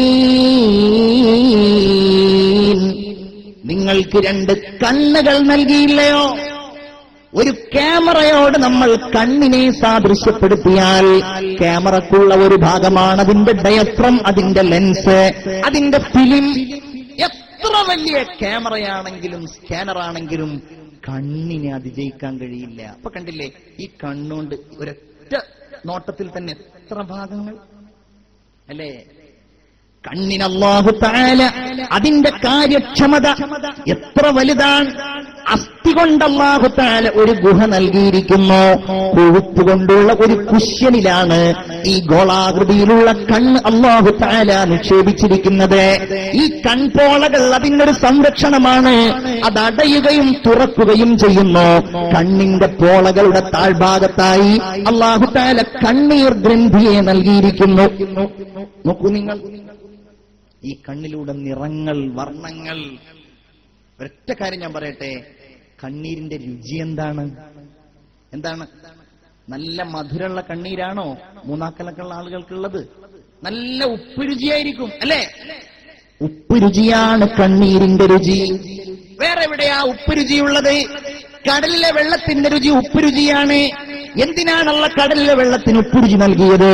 ഈ കേരളത്തിലുള്ള ഏതൊക്കെ നദികൾ നിങ്ങൾ നോക്കൂ, ആ നദികളിലുള്ള ജലം മുഴുവൻ ഒഴുകി ചെന്ന് ചേരുന്നത് കടലിലാണ്, അറബിക്കടലിലാണ്. ഈ കടല് വലിയ ജീവികളുടെ ഒരു ആവാസ കേന്ദ്രമാണ്. അതെങ്ങാനും ചത്ത് ദുർഗന്ധം ഉണ്ടാവുകയാണെങ്കിൽ ആർക്കെങ്കിലും ഇവിടെ ജീവിക്കാൻ കഴിയോ? മത്സ്യം അതിന്റെ ദുർഗന്ധത്തോടെയാണ് വരുന്നത് എങ്കിൽ നമ്മൾ ആരെങ്കിലും അത് കഴിക്കുമോ? ഒരു ദുർഗന്ധമില്ല, കടലിനൊരു പ്രശ്നവുമില്ല. എന്തുകൊണ്ടെന്നാൽ കടലിലെ വെള്ളം എപ്പോഴും ഇങ്ങനെ ചലിച്ചുകൊണ്ടിരിക്കും. കടലിലെ വെള്ളത്തിന് അല്ലാഹു ഉപ്പുരുചി നൽകുകയും ചെയ്തു. അതുകൊണ്ട് തന്നെ നമ്മുടെ കണ്ണുകളെ അല്ലാഹു എപ്പോഴും ഇങ്ങനെ ചലിച്ചുകൊണ്ടിരിക്കുന്നു. ചലിക്കാന്ന് മാത്രമല്ല, അല്ലാഹു റബ്ബുൽ ഇസ്സത്ത് കണ്ടില്ലേ, ആ കണ്ണീര് നൽകിയിട്ട് ആ കണ്ണീര് കൊണ്ട് അല്ലാഹു എപ്പോഴും കണ്ണുകളെ ശുദ്ധമാക്കുകയും ചെയ്യുന്നു. ഇതൊക്കെ വലിയ അത്ഭുതമാണ്. ഒരു കുഞ്ഞ് ജനിച്ച് ഉടനെ ആ കുഞ്ഞ് കരയാണെങ്കിൽ ഒരുപാട് കാലം കുഞ്ഞ് കരയുമ്പോൾ കണ്ണിങ്ങനെ അടച്ചു പിടിക്കുന്ന കണ്ടിട്ടില്ലേ? അതോ കുഞ്ഞ് കരയുമ്പോ ഭാര്യയോട് ആ കുഞ്ഞിനെ എടുക്ക്, കുറെ നേരമായാലും അത് കരയുന്നു എന്ന് പറയാലാണോ പതിവ്? അല്ലാഹു ആലം.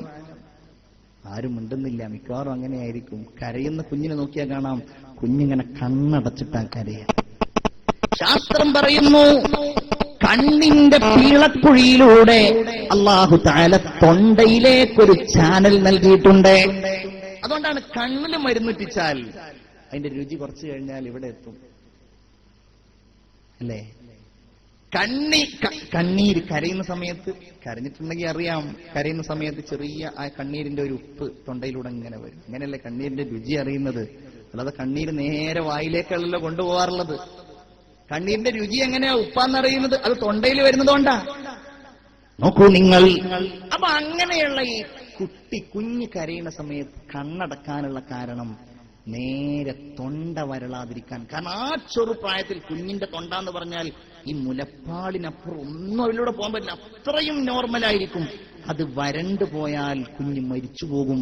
മരിച്ചു പോകാതിരിക്കാൻ കുഞ്ഞിന്റെ കണ്ണ് അല്ലാഹു തആല അടച്ചു വെക്കുന്നു. സുബ്ഹാനല്ലാഹ്. കണ്ടോ? അതാണ് അലം നജ്അൽ ലഹു ഐനൈൻ, രണ്ട് കണ്ണുകൾ നിങ്ങൾക്ക് നൽകിയില്ലേ? മൃഗങ്ങളുടെ കണ്ണുകൾ പോലെയല്ല, പക്ഷികളുടെ കണ്ണുകൾ പോലെയല്ല. നമുക്കെന്തെല്ലാം തിരിച്ചറിയാൻ കഴിയുന്നു? ഈ വർണ്ണപ്രപഞ്ചത്തെ, ഈ ഇലകളെ, ഈ മരങ്ങളെ നിസ്സാരമായ സമയത്തിനുള്ളിലൂടെ. നിങ്ങൾ വേറൊരു കാര്യം ശ്രദ്ധിച്ചോ? ഖുർആനിൽ അല്ലാഹു തആല കണ്ണുകൾ, ചെവികൾ എന്ന് പറയുമ്പോൾ ആദ്യം പറയുന്നത് ഏതിനെയാണ്? ചെവിയെയാണ്. ഉദാഹരണം ഞാൻ നേരത്തെ ഓതി, വജഅല ലകുമുസ് സമഅ വൽ അബ്സ്വാർ. 19 സ്ഥലങ്ങളിൽ അല്ലാഹു തആല പറയുന്നു നിങ്ങൾക്ക് ആദ്യം ചെവികളെ നൽകി, നിങ്ങൾക്ക് കണ്ണുകളെ നൽകി. എവിടെ നോക്കിയാലും ചെവി കണ്ണ്, ചെവി കണ്ണ്. നമ്മൾ പറയുകയാണെങ്കിൽ കണ്ണ് ചെവി എന്നാ പറയാ, അങ്ങനെയാണല്ലോ. എന്നാ അല്ലാഹു പറയുന്നു ആദ്യം ചെവി, കേൾവി, പിന്നെ കാഴ്ച. അതിലൊരു ശാസ്ത്രീയത ഉണ്ട്. ശാസ്ത്രം പറയുന്നു ഒരു കുഞ്ഞ് ജനിക്കുന്നതിന്റെ മുമ്പ് ഗർഭപാത്രത്തിൽ വെച്ച് തന്നെ ആ കുഞ്ഞിന് നൽകപ്പെടുന്ന ഒരു കഴിവാണത്രേ കേൾവി ശക്തി എന്ന് പറയുന്നത്. അപ്പൊ കാണാൻ കഴിയില്ല എന്നാണ്. ഇനി ആ കുഞ്ഞ് ജനിച്ചു കഴിഞ്ഞാലോ ഉമ്മയെ തിരിച്ചറിയാൻ കഴിഞ്ഞില്ല എങ്കിലും ഉമ്മയുടെ ശബ്ദം കേട്ടാൽ ആ കുഞ്ഞിങ്ങനെ ഉറങ്ങിപ്പോകും. ആറ്റലായ പൈതലേ, ആരംഭ പൊന്നോമലേ, ആശേറും മാമ്പലേ, അല്ല തന്ന കാവലേ. കുട്ടി അങ്ങനെ ഉറങ്ങിപ്പോവും. പാട്ടിങ്ങനെ പാടിക്കൊടുത്താൽ അത് ഉമ്മയെ തിരിച്ചറിയാൻ കഴിഞ്ഞിട്ടില്ല എങ്കിലും ശബ്ദമാണ് മനുഷ്യനാദ്യം കേട്ടു തുടങ്ങുന്നത്. ശരി, ഭയങ്കര അത്ഭുതമാണ്. നമ്മുടെ ശരീരത്തിന്റെ ഈ നിൽക്കുന്ന ഇതുണ്ടല്ലോ, ഈ അവസ്ഥ, അത് ചെവിയിലുള്ള അതിന്റെ ബാലൻസ് നിയന്ത്രിക്കുന്നത് ഈ ചെവിയാണെന്നാണ്. അതുകൊണ്ടാണ് ചെവിക്കൊരൊറ്റ അടി അങ്ങ് കിട്ടിക്കഴിഞ്ഞാൽ മനുഷ്യൻ വീണുപോകും. ചെവി അങ്ങ് പൊട്ടുന്ന ശബ്ദം, അല്ലേ? ഇവരൊക്കെ വേണമെന്നുണ്ടെങ്കിൽ നിങ്ങൾ വിചാരിച്ചിട്ടുണ്ടെങ്കിൽ എല്ലാവരുടെയും ബോധം കളയാൻ കഴിയും. നമ്മുടെ സൗദി സൗണ്ട്സ് വിചാരിച്ചിട്ടുണ്ടെങ്കിൽ സൗണ്ട് അങ്ങോട്ട് കൂട്ടിയാൽ സുബ്ഹാനല്ലാഹ്. ഇപ്പൊ തന്നെ ചില ആളുകളൊക്കെ ഇടയ്ക്ക് ഇങ്ങനെ കാണിക്കുന്നത് ഞാൻ കാണുന്നുണ്ട്, അല്ലേ? ബാലൻസ് ആണ്, അല്ലെ? ഖബറിലുള്ള ശബ്ദമൊക്കെ മനുഷ്യൻ കേട്ടാൽ അവൻ മരിച്ചു വീഴുന്നാണ് സല്ലല്ലാഹു അലൈഹി വസല്ലം. നിയന്ത്രിക്കാൻ കഴിയില്ല, അത്രയും വലിയ ഗൗരവമാണ് ആ ശബ്ദം എന്ന് പറയുന്നത്. സ്വരം, അല്ലെ? ചെവിയിലെ ഏറ്റവും വലിയ ഒന്നാണ്. അതിന്റെ കോക്ലിയ എന്ന് അതിന് പറയാം. ഈ കോക്ലിയ അത് ക്ലിയർ ഇല്ലാത്ത കുട്ടികളെ സംബന്ധിച്ചിടത്തോളം ഇപ്പോ നമ്മുടെ സംസ്ഥാന സർക്കാർ, നമ്മുടെ മന്ത്രി മുനീറിന്റെ നേതൃത്വത്തിലുള്ള എന്താ അതിന് പറയാ, സാമൂഹ്യ ക്ഷേമ വകുപ്പോ അതോ സാമൂഹ്യ നീതി വകുപ്പോ എന്തോ പറയുന്ന അതിന്റെ നേതൃത്വത്തിൽ ഇപ്പൊ ഈ കോക്ലിയർ ഇംപ്ലാന്റ് സർജറി എന്ന് പറഞ്ഞൊരു സർജറി ഉണ്ട്. പണ്ട് നമ്മുടെയൊക്കെ നാടുകളിൽ ഉണ്ടാവും മിണ്ടാൻ കഴിയാത്ത കുട്ടികൾ, അവർക്ക് ചെവി കേൾക്കാൻ കഴിയില്ല. ചെവി കേട്ടിട്ടില്ലെങ്കിൽ കുട്ടികൾക്ക് സംസാരിക്കാനും കഴിയില്ല. അള്ളാഹു നമ്മുടെ മക്കളുടെയൊക്കെ എല്ലാ പ്രശ്നങ്ങളും തീർത്തു തരട്ടെ. അപ്പൊ ഇന്നിപ്പത് ഈ ആധുനിക മറ്റേ വൈദ്യശാസ്ത്രമൊക്കെ പുരോഗമിച്ചപ്പോ കുട്ടികളെ ഹോസ്പിറ്റലിൽ കൊണ്ടുപോയി അവർ പറയും ചെവിക്ക് കോക്ലിയർ കംപ്ലൈന്റ് ആണെന്ന്. ഏകദേശം 9-10 ലക്ഷം രൂപ അതിന്റെ ചികിത്സയ്ക്ക് ചെലവാണ്. സർക്കാർ സൗജന്യമായിട്ടൊരു 6-7 ലക്ഷം രൂപ സർക്കാർ തരും കോക്ലിയർ ഇംപ്ലാന്റ് സർജറിക്ക്. നിങ്ങൾ പത്രത്തിൽ വായിച്ചിട്ടുണ്ടാകും, 2-3-4 മാസം മുമ്പ് തിരുവനന്തപുരത്ത് നമ്മുടെ മുഖ്യമന്ത്രിയുടെയും മറ്റു മന്ത്രിമാരുടെയൊക്കെ നേതൃത്വത്തിൽ ഇങ്ങനെ സർക്കാർ ചെയ്ത ഈ പണം ഉപയോഗിച്ച് ഈ സർജറി നടത്തി കോക്ലിയ മാറ്റിവെച്ച് തെറാപ്പിയിലൂടെ സംസാരശേഷി തിരിച്ചു കിട്ടിയ കുട്ടികളുടെ ഒരു സംഘം ഉണ്ടായിരുന്നു. അവിടെ പത്രത്തിൽ വായിച്ചിരുന്നു. ആ കുട്ടികൾ ഇങ്ങനെ സംസാരിക്കുന്നതും പാട്ടൊക്കെ പാടുന്നതൊക്കെ കേട്ടിട്ട് മാതാപിതാക്കളുടെയും മറ്റുള്ളവരുടെയൊക്കെ കണ്ണു നിറഞ്ഞുപോയി. നിറയാതിരിക്കൂലല്ലോ. കാരണം എന്താ, സംസാരിക്കാൻ കഴിഞ്ഞിരുന്നില്ല കുട്ടികൾക്ക്. 2-3 വയസ്സായ കുട്ടികൾക്ക് സംസാരിക്കാൻ കഴിഞ്ഞിരുന്നില്ല. സർക്കാർ ഇങ്ങനെ പൈസ കൊടുത്ത് ചികിത്സ നടത്തിയപ്പോൾ അവർക്ക് സംസാര വൈഭവം തിരിച്ചു കിട്ടി. കണ്ടോ, നമ്മളൊന്നും ആർക്കും കാശ് കൊടുത്തിട്ടില്ല. അതുകൊണ്ടാണ് പാട്ടും ഡാൻസും എല്ലാം കാണാനും കേൾക്കാനും എന്നൊരു മടിയില്ലാത്തത്, അല്ലേ? ശ്വാസത്തിന്റെ വില എപ്പോഴാ അറിയാ? ആംബുലൻസ് ഇങ്ങനെ ശബ്ദം ഉണ്ടാക്കിയിട്ട് ഹോസ്പിറ്റലിൽ പോയിട്ട് ഇന്റൻസീവ് കെയർ യൂണിറ്റിൽ എന്താ പറയാ, മറ്റേ ഓക്സിജൻ തരുന്ന ആ സാധനം ഉണ്ടല്ലോ, എന്താ അതിന് പറയാ, ആ സാധനം വെച്ചിട്ട് ഇങ്ങനെ ശ്വസിക്കുമ്പോഴാണ് മണിക്കൂറിന് ഇത്ര രൂപ. അപ്പോഴതിന്റെയൊക്കെ വില അറിയാ. ഒരു ശ്വാസത്തിന് ഇത്ര രൂപ. പടച്ചോനെ, അള്ളാഹു നമുക്കൊക്കെ ദീർഘായുസ് നൽകുമാറാകട്ടെ. നോക്കൂ നിങ്ങൾ, അതുപോലെ ചെവി, സംസാരം ഒക്കെ വിശദീകരിക്കേണ്ടതാണ്. അല്ലമഹുൽ ബയാൻ, നമ്മുടെ ഭാഷ, നമ്മുടെ സംസാരം, നമ്മുടെ വാസന, നമ്മുടെ മൂക്ക്, നമ്മുടെ നാവ്. നാവ് വലിയ അത്ഭുതല്ലേ?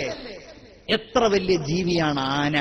ആന കഴിക്കുന്ന ഭക്ഷണത്തിന്റെ ഐറ്റംസ് ഒന്ന് പറഞ്ഞേ നിങ്ങൾ. ആലോചിച്ച് നോക്കൂ. ആന കഴിക്കുന്ന ഭക്ഷണങ്ങൾ, പനമ്പട്ട, പഴം, അങ്ങനെ ഒരു തേങ്ങ, ഇങ്ങനെ എണ്ണിയാൽ നമുക്കതിങ്ങോട്ട് ക്ലിയർ. 8-10 വേണമെങ്കിൽ ഒരു 20 തന്നെ കൂട്ടിക്കോ. എന്നാൽ നമ്മൾ കഴിക്കുന്ന ഭക്ഷണം വളാഞ്ചേരിയിലുള്ള നല്ല ഹോട്ടലിൽ പോയിട്ടുണ്ടെങ്കിൽ ആദ്യം ഒരു കിതാബ് നമ്മളുടെ മുമ്പിൽ ഇങ്ങനെ കൊണ്ടുവന്ന് നോക്കും. അടച്ചോനെ, ഇവിടെ ഒന്നും അങ്ങനെ അല്ലേ? എന്നിട്ട് ആ കിതാബിൽ ഇങ്ങനെ നോക്കിയിട്ട് ചിക്കൻ പൊരിച്ചത്, കരിച്ചത്, ബോധം കെടുത്തിയത്, ചിക്കൻ നിർത്തിയത്, എന്തൊക്കെ ഐറ്റംസ് ആണ്. പാവം നമുക്കൊക്കെ വേണ്ടി എത്ര കോഴികളാണെന്നറിയോ ഷഹീദാകണത്. അതിനെ പല കോലത്തില് പൊരിച്ചും കരിച്ചും ബോധം കെടുത്തിയൊക്കെ ഇങ്ങനെ കഴിക്കല്ലേ അല്ലാ. രുചി, ഓരോന്നിനോരോ രുചി. അത് മറ്റുള്ള മൃഗങ്ങൾക്കില്ലല്ലോ, കോഴികൾക്കില്ലല്ലോ. നമുക്കാണ് വലിസാനോ വശഫത്തൈ. നിങ്ങൾക്ക് നാം ഒരു നാവ് നൽകിയില്ലയോ? നിങ്ങൾക്ക് നാം 2 ചുണ്ടുകൾ നൽകിയില്ലയോ? ഇതൊക്കെ എന്തിനാണ് മുഅ്മിനേ? ഈ കണ്ണുകൾ ഉപയോഗിച്ച് ഖുർആൻ കാണാനാണ്, അല്ലാഹു തആലയുടെ ദൃഷ്ടാന്തങ്ങൾ കാണാനാണ്. ഈ നാവ് ഉപയോഗിച്ച് ദിക്ർ ചൊല്ലാനാണ്, തസ്ബീഹ് ചൊല്ലാനാണ്, തഹ്ലീൽ ചൊല്ലാനാണ്. ബുദ്ധി, മസ്തിഷ്കം, അല്ലേ? ഇങ്ങനെ ഓരോന്നും മുഅ്മിനേ, അല്ലാഹു തമ്പുരാൻ നമ്മെ സൃഷ്ടിച്ച ആ രൂപം നോക്കൂ നിങ്ങൾ.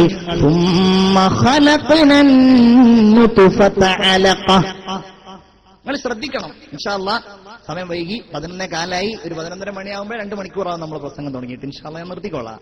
അതുവരെ വളരെ ഗൗരവത്തോടെ ശ്രദ്ധിക്കുക ഈ ആയത്ത്. അലഖ എന്ന് പറഞ്ഞാൽ ഒട്ടിപ്പിടിക്കുക എന്നർത്ഥം. ഒട്ടിപ്പിടിക്കുക, അലഖ, ഒട്ടിപ്പിടിച്ചതെന്നാണ് അലഖത്ത്.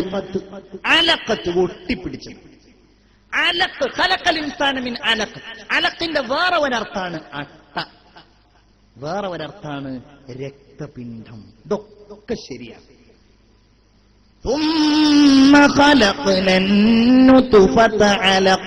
പിന്നെ ആ ഭ്രൂണത്തെ അല്ലാഹു തആല ഒരു രക്തപിണ്ഡമാക്കി, രക്തക്കട്ടയാക്കി, അല്ലെങ്കിൽ ഒട്ടിപ്പിടിച്ചതാക്കി. നിങ്ങളെങ്ങാനും ഈ എംബ്രിയോളജിയുമായിട്ട് ബന്ധപ്പെട്ട ഏതെങ്കിലും ഒരു എക്സിബിഷൻ കണ്ടിട്ടുണ്ടെങ്കിൽ, ഞാൻ ദാറുൽ പഠിക്കുന്ന കാലത്ത് ഒരു വലിയ എക്സിബിഷൻ ഉണ്ടായിരുന്നു. വിദ്യാർത്ഥി സംഘടനകൾക്ക് വലിയൊരു എക്സിബിഷൻ, അന്നാണ് ഇത് കണ്ടത്. അപ്പൊ അതിലുണ്ടാവും ഒരു ഭ്രൂണം ഒരു ദിവസമാകുമ്പോൾ, 10 ആഴ്ചയാകുമ്പോൾ, 2 ആഴ്ചയാകുമ്പോൾ, 4 ആഴ്ചയാകുമ്പോൾ എന്നൊക്കെ പറഞ്ഞിട്ട് അവസാനം മനുഷ്യ കുഞ്ഞാവുമ്പോൾ അതിന്റെ ഒടുവിൽ എന്താണെന്നറിയോ? അത് മനുഷ്യനാവുമ്പോൾ. എന്നിട്ട് ഒരു ഡെഡ് ബോഡി എടുത്തിട്ട് അതിന്റെ ഉള്ളിലുള്ള അതിന്റെ പ്ലീഹ, മനുഷ്യന്റെ കരള്, മനുഷ്യന്റെ കിഡ്നി, ഇപ്പൊ എല്ലാരും മനസ്സിലുണ്ടാവും, പടച്ചോനെന്ന് നമുക്ക് വന്ന് കാണാൻ ആഗ്രഹം ഉണ്ടല്ലോ, അല്ലേ? കാണാൻ ആഗ്രഹം ഉണ്ടാവും. മെഡിക്കൽ കോളേജിലൊക്കെ പോയാൽ ഇപ്പോഴും അവിടേക്ക് അങ്ങനെ ഉണ്ടാവും. ചില സ്ഥലങ്ങളിലൊക്കെ എക്സിബിഷൻ ഉണ്ടാവും. അവിടെയൊക്കെ പോയിട്ട് കണ്ടിട്ട് താൻ മനസ്സിലാക്കേണ്ടത് സുബ്ഹാനല്ലാഹ് നമ്മളുടെയൊക്കെ ഉള്ളിലുള്ള ഓരോ സാധനങ്ങൾ. യാ അല്ലാഹ്, ചിന്തിച്ചു നോക്കൂ നിങ്ങൾ. അങ്ങനെ ഒട്ടിപ്പിടിക്കാന്ന് പറഞ്ഞാണ്ടല്ലോ ശാസ്ത്രം പറയുന്നുണ്ട്. നമ്മളിപ്പോ സാധാരണ ഈ ഗ്ലാസുകളിലൊക്കെ ഈ ആങ്കറൊക്കെ ഒട്ടിക്കാൻ വേണ്ടിയിട്ട് ഒരു ക്ലിപ്പ് ഇതാക്കാൻ വേണ്ടിയിട്ട് ഒരു ചെറിയൊരു കുഴി ഉണ്ടാവുമല്ലോ. അല്ലെങ്കിൽ അതുപോലെ തന്നെ അല്ലെങ്കിൽ ഒരു സാധനം മറ്റൊന്നിന്റെ മേൽ ഒട്ടിപ്പിടിക്കാൻ എന്തെങ്കിലും ചെറിയ കുനിപ്പുള്ള ഓരോ സാധനങ്ങൾ ഉണ്ടാവും. എന്നതുപോലെ ഈ ഗർഭപാത്രത്തിന്റെ ഈ ഉള്ളിൽ ഇത് ഒട്ടിപ്പിടിക്കാൻ ആവശ്യമായ ആ ഒരു സാധനം പോലെ ഇതിനുണ്ടാവുന്ന ശാസ്ത്രം പറയുന്നത്. അല്ലാഹ് ثم خلقنا النطفة علقة فخلقنا العلقة مضغة. മലക എന്ന് പറഞ്ഞാൽ ചവച്ചു എന്നർത്ഥം. മുളുകത്ത് എന്ന് പറഞ്ഞാൽ ചവച്ച ഇറച്ചി കഷ്ണം. മുളുകത്ത് ചവച്ച ഇറച്ചി കഷ്ണം. അതിനോട് കണ്ടാൽ ഇറച്ചി കഷ്ണം എടുത്തിട്ട് ഇങ്ങനെ ചവച്ചതുപോലെ തോന്നും. അപ്പൊ രക്തക്കട്ട മാംസക്കട്ടായിട്ട് മാറി, മാംസകഷ്ണമായിട്ട് മാറി. പിന്നെയോ ഫഖലഖ്നൽ മുളഗത ഇളാമാ, പിന്നെ ആ മാംസക്കട്ടയെ അല്ലാഹു തആല എല്ലാക്കി മാറ്റുകയും ഫകസൗനൽ ഇളാമ ലഹ്മാ, ആ എല്ലുകളെ അല്ലാഹു തആല മാംസം കൊണ്ട് പൊതിയുകയും ചെയ്യുന്നു. സുബ്ഹാനല്ലാഹ്, എന്തെല്ലാം അത്ഭുതങ്ങളാണ്, എന്തെല്ലാം ആശ്ചര്യങ്ങളാണ്. ശാസ്ത്രം പറയുന്നു 7 ദിവസം കഴിഞ്ഞാൽ ഗർഭപാത്രത്തിന്റെ ആന്തരപാളിയായ എൻഡോമെട്രിയം എന്ന് പറഞ്ഞ സ്ഥലത്തേക്ക് ഈ ഭ്രൂണം ആഴ്ന്നിറങ്ങുന്നു.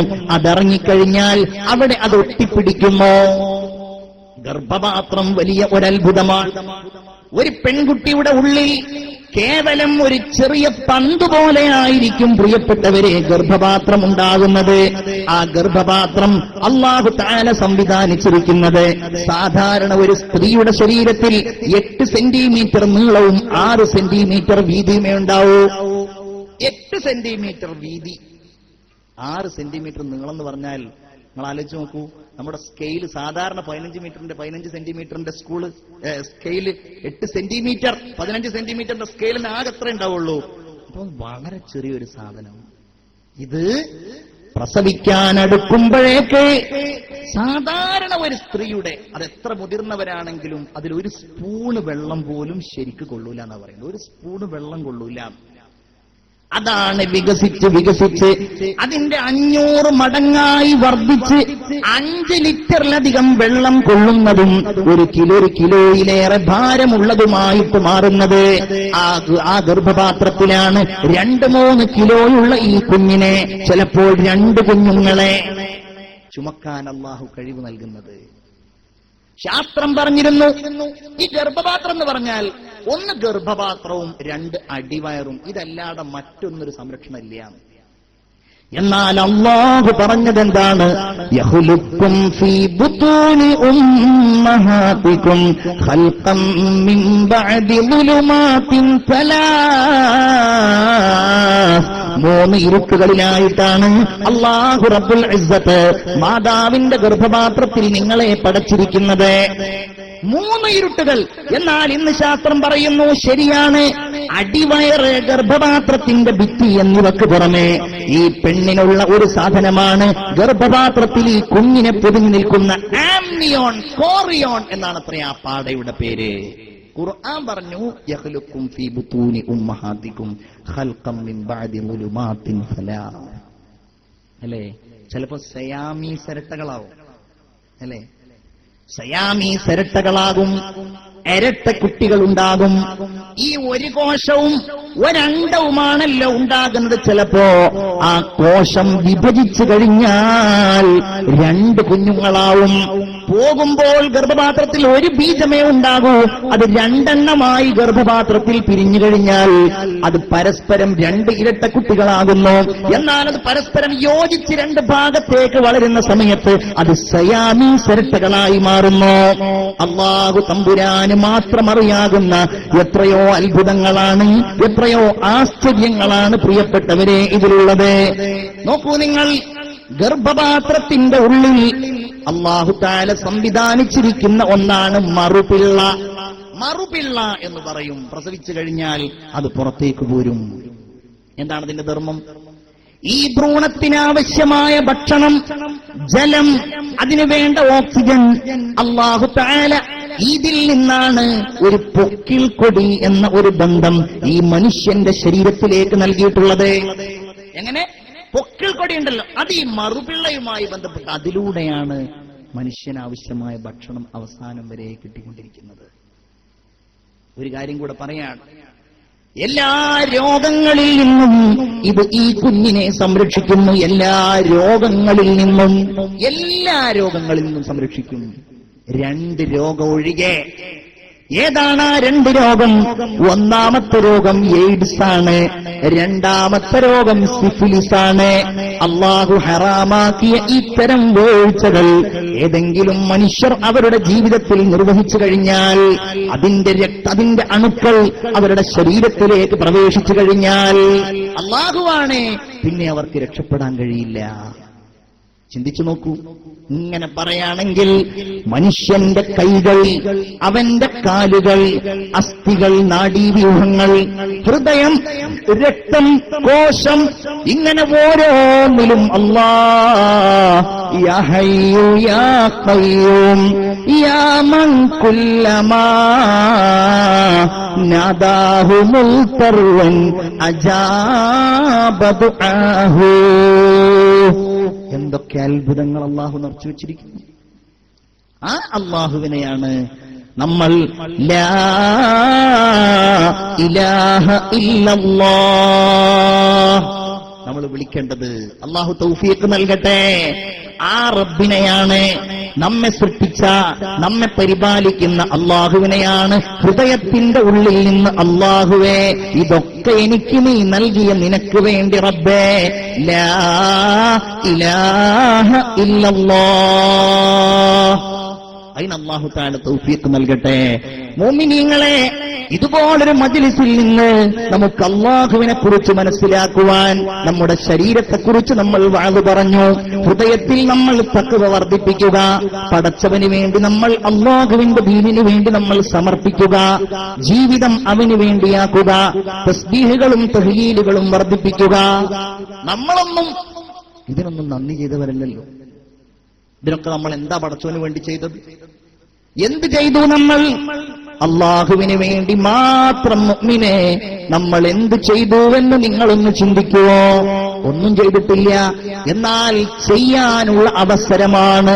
ചെയ്യാനുള്ള അവസരം നമ്മുടെ നാട്ടിലെ ഈ മക്കൾ പഠിക്കുന്ന മദ്രസയുണ്ടല്ലോ, എന്റെയും നിങ്ങളുടെയും മക്കൾ പഠിക്കുന്ന ഈ നാട്ടിലെ മുഅ്മിനീങ്ങൾ പഠിക്കുന്ന ഈ മദ്രസയുണ്ടല്ലോ, അല്ലാഹു തആല നിങ്ങൾക്ക് നൽകിയ സാമ്പത്തികമായ കഴിവുകൊണ്ട്, ശാരീരികമായ കഴിവുകൊണ്ട് നിങ്ങൾ അധ്വാനിച്ച് സാമ്പത്തികമുണ്ടാക്കിയപ്പോൾ ഇൻഷാ അല്ലാഹ് അതിനു വേണ്ടിയിട്ട് നമ്മൾ കൊടുക്കുക, നമ്മൾ സ്വതക്ക ചെയ്യുക. ലിവജ്ഹില്ല, അള്ളാഹ്ക്ക് വേണ്ടി കൊടുക്കുക, വേറൊന്നിനും വേണ്ടിയിട്ടല്ല. നല്ല നെയ്യത്തോടെ കൊടുക്കുക. അങ്ങനത്തെ എത്ര ആളുടെ. മിനിഞ്ഞാന്ന് ഞാൻ എന്റെ സ്ഥാപനത്തിലുള്ള ഒരു ആവശ്യത്തിന് വേണ്ടിയിട്ടൊരു സഹോദരന്റെ അടുത്ത് പോയി. എന്നോട് അയാൾ ചോദിച്ചു, നിങ്ങൾക്ക് എത്ര രൂപയാ വേണ്ടത്? ഞാൻ അയാളുടെ പാവം തോന്നിയിട്ട് ഞാൻ മുമ്പരോട് പറഞ്ഞു, ഞാൻ നിങ്ങളൊരു 50,000 രൂപ തരൂ എന്ന് പറഞ്ഞു. വലിയ സമ്പന്നനാണ് ആള്. പറഞ്ഞു 50,000 എങ്ങനെ ഞാൻ തരിക? ഞാനൊരു 75,000 തരും. 25,000 എന്റെ വക, 50,000 ഉസ്താദ് ചോദിച്ചതുമല്ലേ. നല്ലൊരു മനസ്സാരോടും പറയാനല്ല. റെസീപ്റ്റ് ഞാൻ കൊണ്ടുപോയിരുന്നില്ല. അപ്പൊ എന്നോട് പറഞ്ഞു, അതിന്റെ ഒന്നും വേണ്ടിയിട്ടല്ല, എനിക്കിതിന് കൂലി കിട്ടണം, അത് മാത്രമേ എന്റെ നിയത്തുള്ളൂ എന്ന് പറഞ്ഞു. അതാണ് നല്ല ഈമാനുള്ള ഇഖ്ലാസുള്ള മനസ്സ് എന്ന് പറഞ്ഞാൽ, അല്ലേ? ശരീരം കൊടുത്തു സഹാബികള്. നമ്മളൊക്കെ നമ്മുടെ മുൻഗാമികൾ കൊടുത്തതാണ് നമ്മൾ അനുഭവിക്കുന്നതൊക്കെ. നിങ്ങളുടെ നാട്ടിലുള്ള പള്ളി, നിങ്ങളുടെ നാട്ടിലുള്ള പള്ളിയുടെ പള്ളിക്കാട്, അല്ലേ? ഓരോന്നും അൽഹംദുലില്ലാ ഓരോ മഹാന്മാര് കൊടുത്തതാണ് ഇൻഷാ അല്ലാഹ്. അപ്പൊ നിങ്ങളൊക്കെ ഒക്കെ ഒന്ന് കൊടുക്കാൻ തയ്യാറാകണം. ഇൻഷാ അല്ലാഹ് ഒന്ന് തുടങ്ങിത്തരാൻ ഈ മജ്ലിസിലെ 1-2 സഹോദരന്മാര് തയ്യാറായാൽ ഞാൻ അവിടെ നിർത്തിക്കോളാം. അല്ലാഹു തആല നമ്മുടെ ഈ സദസ്സ് സ്വീകരിക്കുമാറാവട്ടെ. അല്ലാഹു നമ്മുടെ ഈ സദസ്സിൽ വെച്ച് ആരൊക്കെയാണോ സ്വതക്ക ചെയ്യുന്നത്, അല്ലാഹു എല്ലാവരുടെയും സ്വതക്ക അല്ലാഹു തആല കബൂൽ ചെയ്യുമാറാവട്ടെ. ആമീൻ യാ റബ്ബൽ ആലമീൻ. എല്ലാവരും ഒന്ന് ആമീൻ പറയാം. അല്ലാഹുവേ, ഞാൻ ഈ ചോദിക്കുന്ന സ്വതക്ക ഇവിടുന്ന് എന്തുദ്ദേശത്തോടെയാണോ എഴുന്നേറ്റ് നിന്ന് പറയുന്നത്, എല്ലാവരും ഒന്ന് കൈ ഉയർത്തി പിടിച്ച് ആമീൻ പറയൂ. അല്ലാഹുവേ, ആ സ്വതക്ക നീ കബൂലാക്കണേ. അല്ലാഹ് നീ